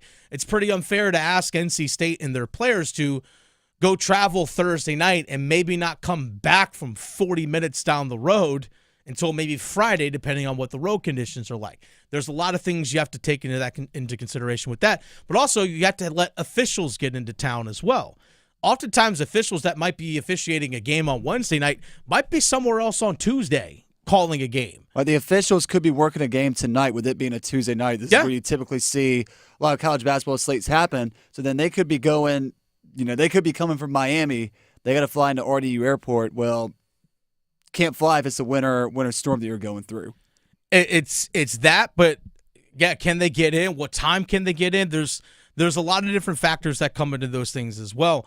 Maybe the officials are already in town. Who knows? You never know. You might, like you said, might be down there at Florida Gulf Coast calling a game tonight. Florida Gulf Coast in action against Jacksonville. Florida Gulf Coast 2.5-point favorites. Needless to say, so those are 2 things you have to factor in. Can the officials get into town at a proper time? And again, the safety of the teams as well. What does the weather truly look like? Maybe you play the game early tomorrow. I think that's my solution. Play the game early tomorrow. If you can get officials in, you might have to play it without a crowd. You can still have the cheerleaders and maybe the band and all that stuff and a few people on campus, but you just need a shot clock operator. You need the athletic trainers. You need the officials. You need the players. And Graham, you and I can go call the game. I was just about to say, you and I can do commentary if we can just get back safely. This reminds me of a lot, and I can't remember how many years ago it was, but Duke and North Carolina went through a similar situation like this. They were playing on a Saturday. The game was at 6 o'clock, and they had to postpone the game because Duke couldn't travel to Chapel Hill safely to make the game happen. It's all things you have to take into consideration. And that was just a 9-mile road trip. Not going down I-40. Team. Correct. So, again, those are all things you have to take into consideration. And plus, as well, if you're going to try and play the game tomorrow night, there are resources that you're pulling away from the community in the sense of there are police officers and whatever it might be that are helping with traffic and those kinds of things. And because you have a large group of people in an area, you're devoting resources and attention where that might be needed in other places. So I don't know what's going to happen tomorrow night with the game. The ACC, their policy is they do not make a decision on a game, on a changing of a game time or location, whatever it might be. The earliest they make that decision is 24 hours before the game. The game tomorrow night set for 7 o'clock. The earliest we would ever hear from the ACC regarding this would be 7 o'clock this evening. That is their policy. And we actually had someone from the ACC office confirm that to us earlier today. So that's what we're looking at for tomorrow. To the actual game itself, real quick. We're going to talk a lot about it tomorrow, assuming there's a game. UNC we talked about a bracketology a moment ago. UNC has to win. Yes. There's so much more, in my opinion, there's so much more riding on this game for North Carolina than there is NC State. Does it almost feel like the loser of this game gets the last dagger in their season? in a sense, because you just mentioned North Carolina can't afford to lose with their NCAA tournament hopes alive.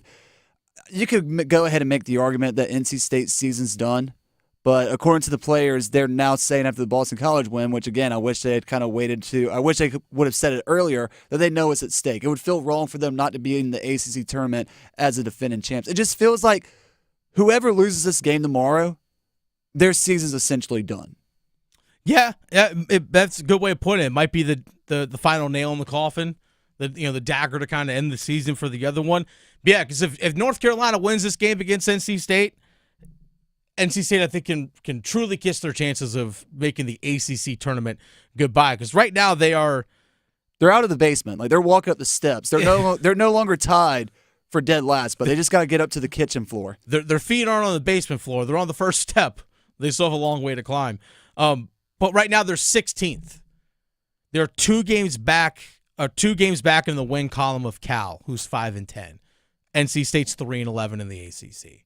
So they have to make up a couple of games just to either get to Cal at 5-10 or Syracuse, who's 5-10, and have some things go in their favors. So that's the frustrating part for NC State. Not only the whole season being 3-11 in conference play, but you just have no longer left it up to your own chance. Mm-hmm. Like you no longer control your own destiny. You have to have other things fall in your favor in order just to make the ACC tournament. Whereas North Carolina is on that national scale where they have to worry about, you said, 67 other teams? You have they have to surpass a few other teams. But yeah, there's a field of 68. I mean, if they lose this game to NC State, they're not making the tournament as an at-large. They can kiss that opportunity goodbye, in my opinion. Neither team, to try and get the level of postseason that they want to go to, neither team can afford a loss. It's the dagger game. It is. It might be the dagger game. I like that. We're using Graham's term. Tomorrow, dagger game. NC State, North Carolina. It's the Drive with Tim Donnelly on 99.9 The Fan. We need a couple numbers game contestants. We need 2 contestants to play the numbers game. Call 919-860-5FAN, 919-860-5326 for your chance to compete in the numbers game and win a $25 gift card to Hardee's. Brought to you by Hardee's, the numbers game is this week. Indulge in our new menu of maple flavor goodness with sweet maple biscuits served all day long and breakfast now served till noon. We need 2 contestants to play the numbers game. 919-860-5326, 919-860-5326. Winner of the numbers game gets a $25 gift card to Hardee's. In order to win the numbers game, you got to play the numbers game. Need 2 contestants. 919-860-5326. Numbers game coming up next. Hey, it's Tim Donnelly here for Bailey's Fine Jewelry. And if you haven't been to Bailey's Fine Jewelry's Village District location in Raleigh and gone to their Omega Boutique, you need to make it a priority. These watches are not just something to keep time on your wrist, although they do that with unbelievable precision. They're also conversation pieces. They're also statement pieces. When you walk into a room with an Omega Speedmaster or a Seamaster or a Prestige or a DeVille on your wrist, people notice in a good way. The Speedmaster has been worn on the moon, so you know it comes with a certain gravitas. A Seamaster is worn by your favorite movie spy in darn near all of the recent blockbusters, and you know what I'm talking about when it comes to extra suave movie spies. They make a statement, they tell a story, and they make you feel like $1 million. It's all at the Omega Boutique, Village District location in Raleigh, of Bailey's Fine Jewelry. Caniacs, get ready for Iced Tea, a brand new podcast that gives you the behind-the-scenes stories from the Carolina Hurricanes. You watch the game back?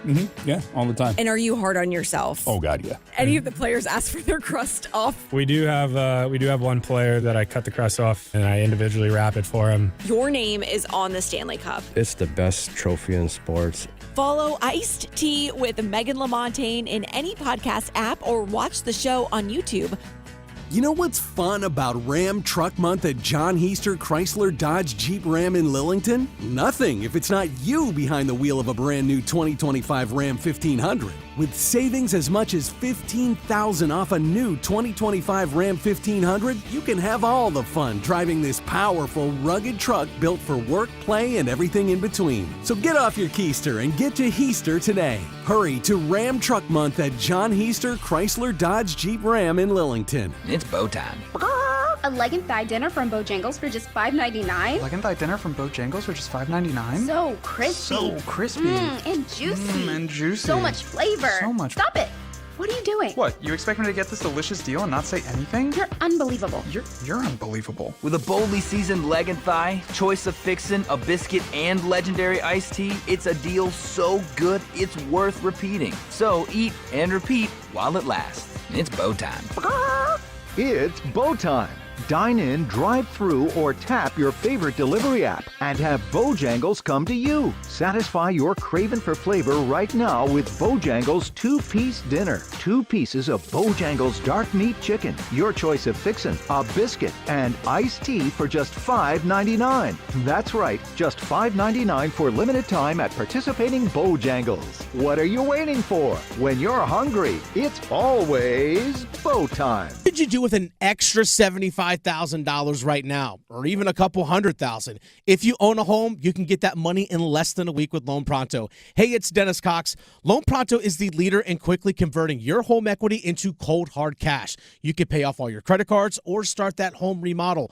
Loan Pronto has several easy options to let you access the cash from your home. There's virtually no paperwork, no cumbersome process, no junk fees, and often no appraisal. Listen, the average homeowner now has over $300,000 in equity. That's your money. Use it. One client got $150,000 out and paid off all their credit cards, 2 car loans, and a personal loan, cutting their monthly expenses by $1,500. You can get approved in as little as 1 day. So act now with no hard credit pull up front. LoanPronto.com, 919-381-1760. Get the money you need for anything. 919-381-1760, LoanPronto.com. Equal housing lender, NMLS 1661781, subject to lender approval, NMLSconsumeraccess.org. Bonuses used to be everywhere. Boxes of cereal, a baker's dozen, airline upgrades, even without quadruple diamond platinum status. Life is better with the bonus.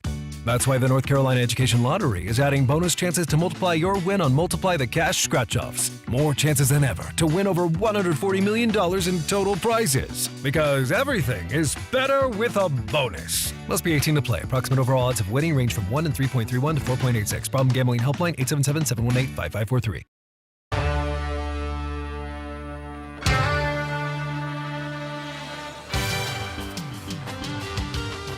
It's The Drive with Tim Donnelly on 99.9 The Fan. Dennis Cox sitting in for Tim Donnelly this afternoon. It's the numbers game. At stake, we have a $25 gift card to Hardee's. Numbers game this week brought to you by Hardee's. Indulge in their new menu of maple flavored goodness with sweet maple biscuits served all day long and breakfast now served till noon. We have a $25 gift card on the line to Hardee's. We have Chris in Raleigh, Ken in Holly Springs. Those are our 2 contestants. All right, we're going to ask a question. Graham is going to decide which answer he likes best, and that's who's going to go first. Chris in Raleigh, let me ask you this. Okay. We have winter weather coming in. If you're running to the store to get your winter weather provisions, what's your number one thing you're buying? What's the number one thing you're getting for your winter weather provisions? I'm going to go with something to keep me warm, like some firewood, a heater, something, gloves, something like that. Okay, so some stuff to keep them warm. Okay. Ken in Holly Springs. Ken, what's the number one thing you're getting for your winter weather provisions? Guinness. Guinness? Yes. Beer. There it is. Graham, any questions for Chris or for Ken? I just got to say, Ken, that's my kind of guy. I need to come bunker in this snowstorm with you if you're getting some Guinness. That's hilarious. I got to go with Ken in Holly Springs. Okay, that's fair. Yeah, Guinness, just straight to the point. There it is. All right, Chris, stay on the line. You're going to have your chance to play the numbers game. But we're going to go with Ken here first based off his answer and Graham's suggestion of who goes first. All right, Ken, here are the categories that you have to choose from. 4 categories. You can choose from NFL, top Panthers, Carolina Panthers of the 1990s. We also have NFL top Panthers of the 2000s. We also have NBA, not my real name. So these are players that maybe use a variation of their name or not their actual real name for when they play. And also NHL Hurricanes only. Panthers of the 90s. Panthers of the 90s it is. All right, the way this works, Ken, we will put 30 seconds on the clock. I'm going to give you the name of the player. I'm still going to say the team name, even though we know it's Carolina Panthers. I'm still going to say the name of the team name just to keep things consistent and even for both sides. I'm going to give you the name of the player, the team name. You give me the jersey number of that player. You do have one pass. Try to get as many as you can in 30 seconds or less. Any questions, Ken, before we get started? Nope. All right, your time starts when you hear the horn.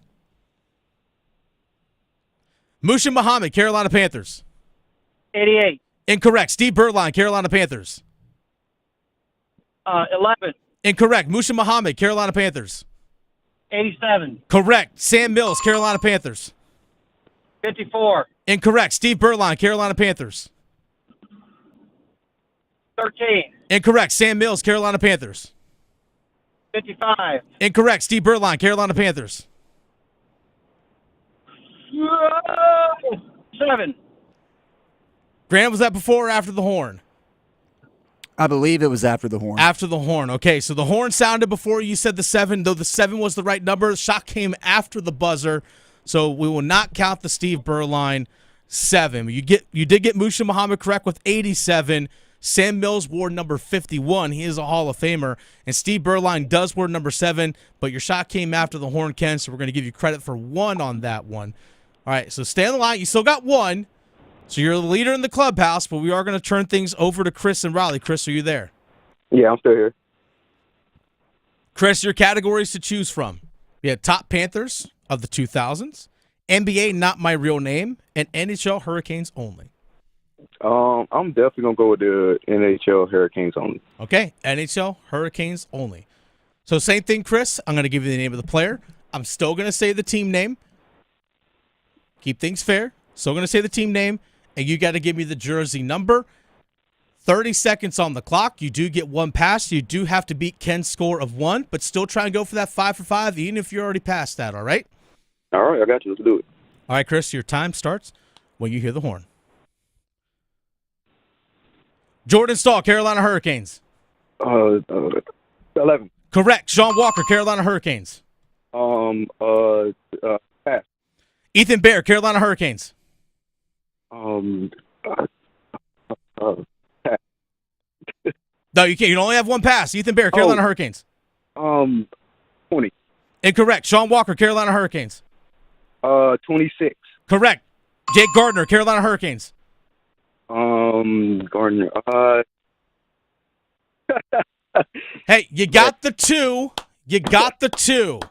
So Jordan Stahl wears number 11. You got that one correct. Sean Walker, who joined the show earlier today, wears number 26. Ethan Bear, the former defenseman for the Carolina Hurricanes, didn't spend a whole lot of time with the team. Ethan Bear, defenseman, wore number 25. And Jake Gardner, a defenseman who didn't spend a whole lot of time with the Hurricanes and spent more time on long-term IR than actually playing for the Canes, wore number 51 for Carolina. But you do get 2.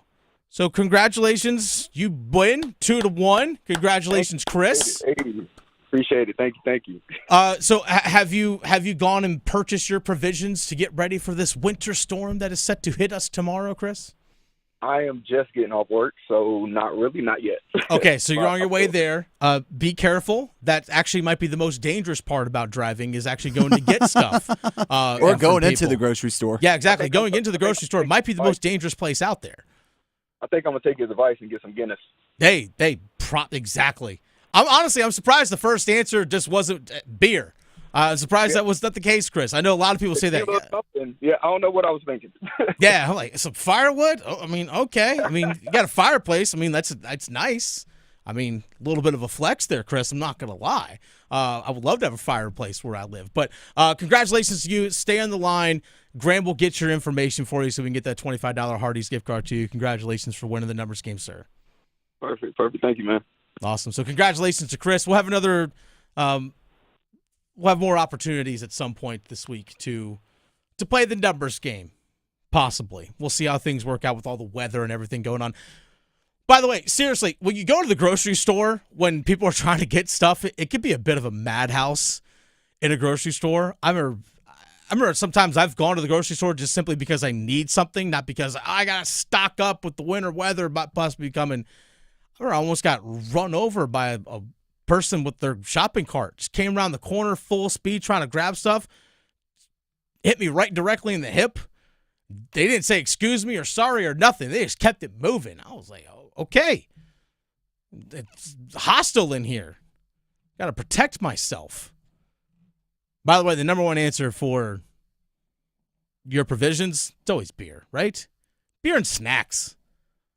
Beer and snacks. I'm snacking. If I'm going to be stuck inside, I'm eating stuff. Just simple as that. I'm snacking. Double stuffed Oreos. Here we come. I might need the full-on party size pack. That might not be enough. I got to pack on the pounds to handle this cold weather.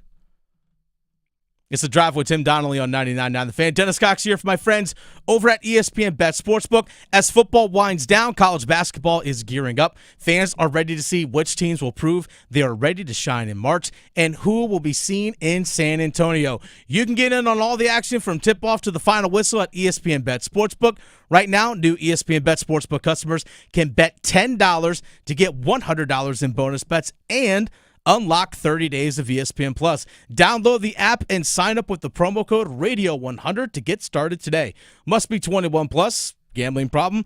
Call 877-718-5543 or visit morethanagame.nc.gov. Terms and conditions apply. See app for details.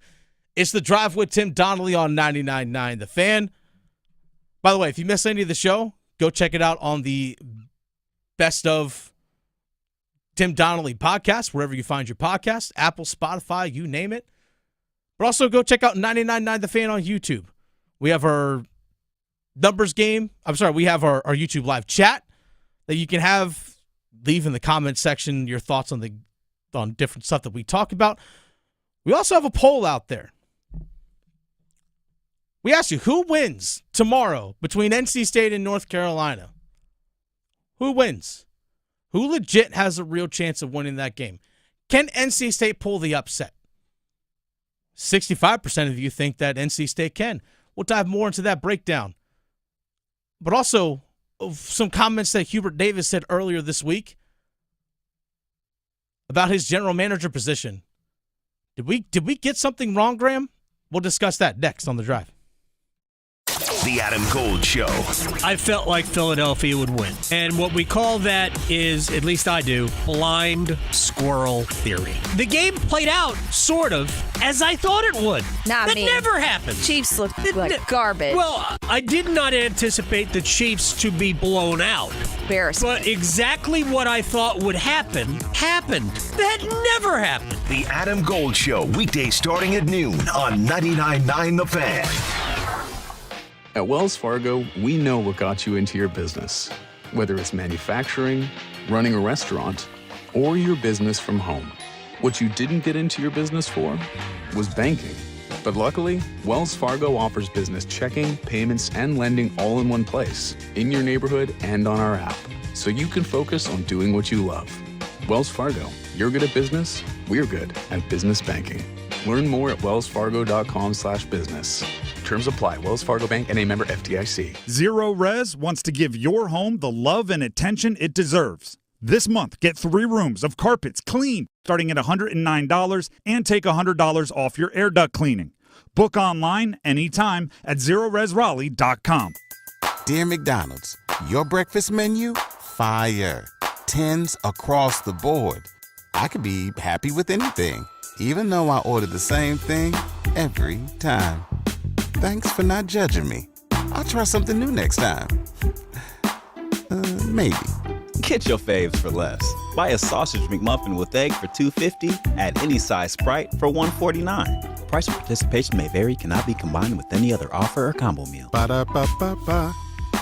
Prescriptions require an online consultation with a healthcare provider who will determine if appropriate restrictions apply. See website for details and important safety information. Price varies based on product and subscription plan. Hey guys, let's talk ED, because millions of men experience it. But not everyone can access or afford treatments like Viagra. Hims can help. Through Hims.com, you can access a full range of treatment options for ED through a 100% online process. To start your free online visit and save up to 95%, go to Hims.com/joy. HIMS.com/JOY. At Skechers, we put the S in comfort. Now, I know you're probably spelling comfort in your head and asking yourself, is that possible? Am I just a really bad speller? Look, I don't know your spelling aptitude, but Skechers most definitely put the S in comfort. Because Skechers is the comfort technology company and has developed fits and features that change everything you know about comfort. Like hands-free Skechers slip-ins, the ultimate in comfort and convenience. It's footwear you just step into and they're on, with no bending down. Find Skechers at a Skechers store, Skechers.com, or wherever stylish footwear is sold. Hey, Mom, I've been meaning to talk to you about some new COVID information I saw online. Uh-huh. I read that black folks like us with certain conditions like diabetes, heart disease, mental health conditions, or being 50 and older, like you, are at high risk. Boy, you sound like a commercial. I'm just saying. I know you love your ginger teas and essential oils, but remember, there are treatment options for COVID-19. I promise if I get sick again, I'll call my doctor to ask about my options. Visit WeTalkWeRise.com to learn more. Brought to you by Pfizer. At Planet Fitness, we're declaring it. This is the year of getting stronger. And future stronger you can get started now by saving $28 or more when you join today. You in? We have all the best in-class equipment you could ever need to keep stepping it up. And free fitness training to help you mix up your routine. Plus, most clubs are open 24 hours. So let's do this. Join Planet Fitness today and save $28 or more. Just $1 down, $15 a month, cancel anytime. Deal ends February 28th. See Home Club for details. Trimble on the drive to the top of the key, kicks it over on the left side to Cadeau. Left corner, Withers feeling it and hits another triple.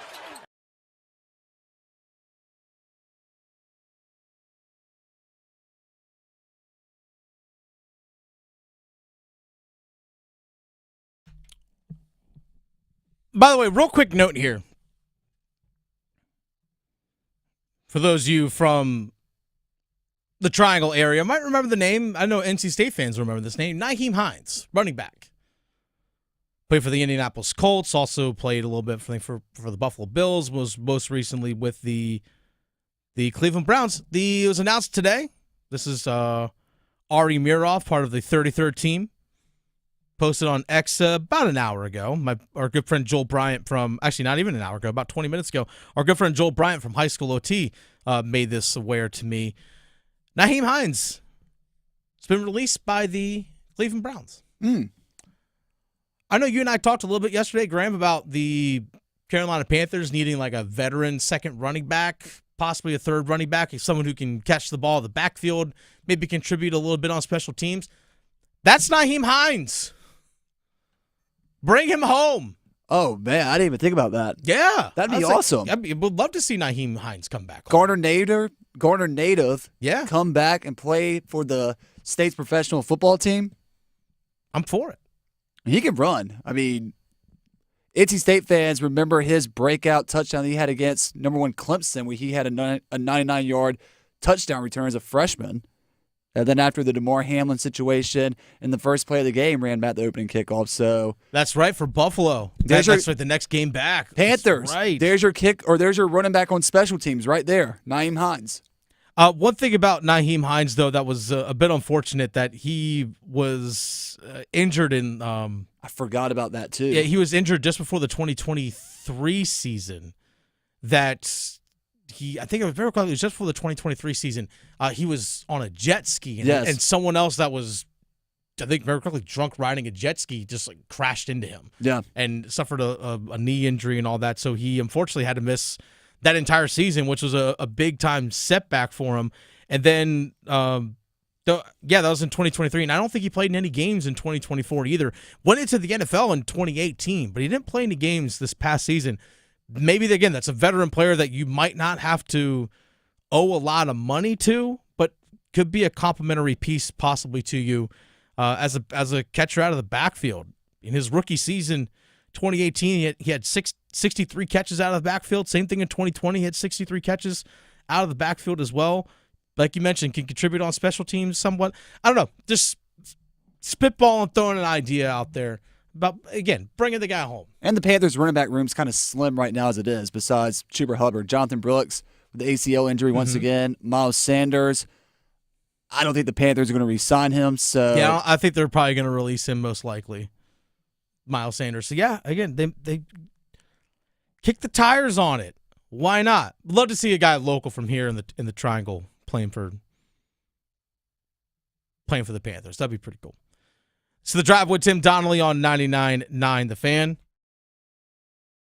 Real quick, this is something that popped into our attention yesterday regarding UNC basketball and head coach Hubert Davis. We heard him say these words. We're going to play this soundbite for you a couple weeks ago on Hubert Davis Live, his radio show, along with he and Jones Angel, who's the play-by-play voice for North Carolina. He had this to say when he was asked a question from a fan, or a fan-submitted question about adding to the staff regarding general manager, recruiting, more things added to help support the team. Here was Hubert Davis's answer just a couple of weeks ago. I am going to increase the staff, and it's needed. I never would have thought 4 years that I took the job that I'm 100%, what is needed is a general manager. There's just so much stuff out there, and I mentioned owner, GM, fundraiser, basketball coach. It's so much on the plate that'll take you away from doing what's the most important thing, is coaching basketball. Okay, his words. We talked about it for a bit, right? About, hey, this is something that they needed. Felt like, again, North Carolina was a little bit behind. We acknowledged it, but he's also acknowledging the fact that they need to make an adjustment as well. Okay, I think we all were kind of in agreement. Yes, that needs to happen. And some of us were questioning, well, why hadn't it taken place already? Every Monday, coaches are made available to the media in the ACC. It's a Zoom press conference type thing where coaches generally have about 10, 12 minutes where they're available to be asked questions from all media, whether it be local or out of town, especially when you're trying to preview a game coming up. So UNC's on the road at Syracuse. Hey, what do you see in so-and-so when you're facing Syracuse? So they can kind of get a perspective from the other coach, so they can write their game stories and all that kind of stuff. So yesterday, Hubert Davis, as part of his availability, talked to the media and was asked a question of, I'm going to paraphrase it, but I'm going to be trying to close to verbatim as I can. In your experience over the last few years, what has led you to wanting to pursue a general manager? Has led you to decide to go get a GM position for your team? Very perfectly good answer. Good question. Here was Hubert Davis's response to that question. Yeah, I'm going to stay away from those comments in regards, to a GM. I feel like over the last couple of weeks or 2.5 weeks, in response to my answer to a question on a radio show, it's been twisted in regards to supporting different narratives, and my focus right now is this team and coaching this team and trying to reach our full potential and trying to become the best that we can become this season. What's twisted? What was twisted? He voluntarily said, yeah, I want to get a GM, add to recruiting staff, all these kinds of things, so he can do more actual coaching. He can focus more of his attention to that, to actually focus to what's on the actual floor, not everything else. Again, what was twisted about that? Nothing. Now, if he wanted to answer the question and say, hey, you know what, I'm going to focus on a general manager when the time is right. Only thing I'm focusing on right now is getting ready for NC State on Wednesday. Boom, done. And you know what we all go? Okay. And we keep it moving. But what's twisted? Nothing. That's the answer. It's the Drive with Tim Donnelly and 99.9 The Fan. Dennis Cox sitting in for Tim Donnelly. Overdrive coming up next. Who has the advantage between North Carolina and NC State? We'll have that conversation next. The Pack Therapy Podcast.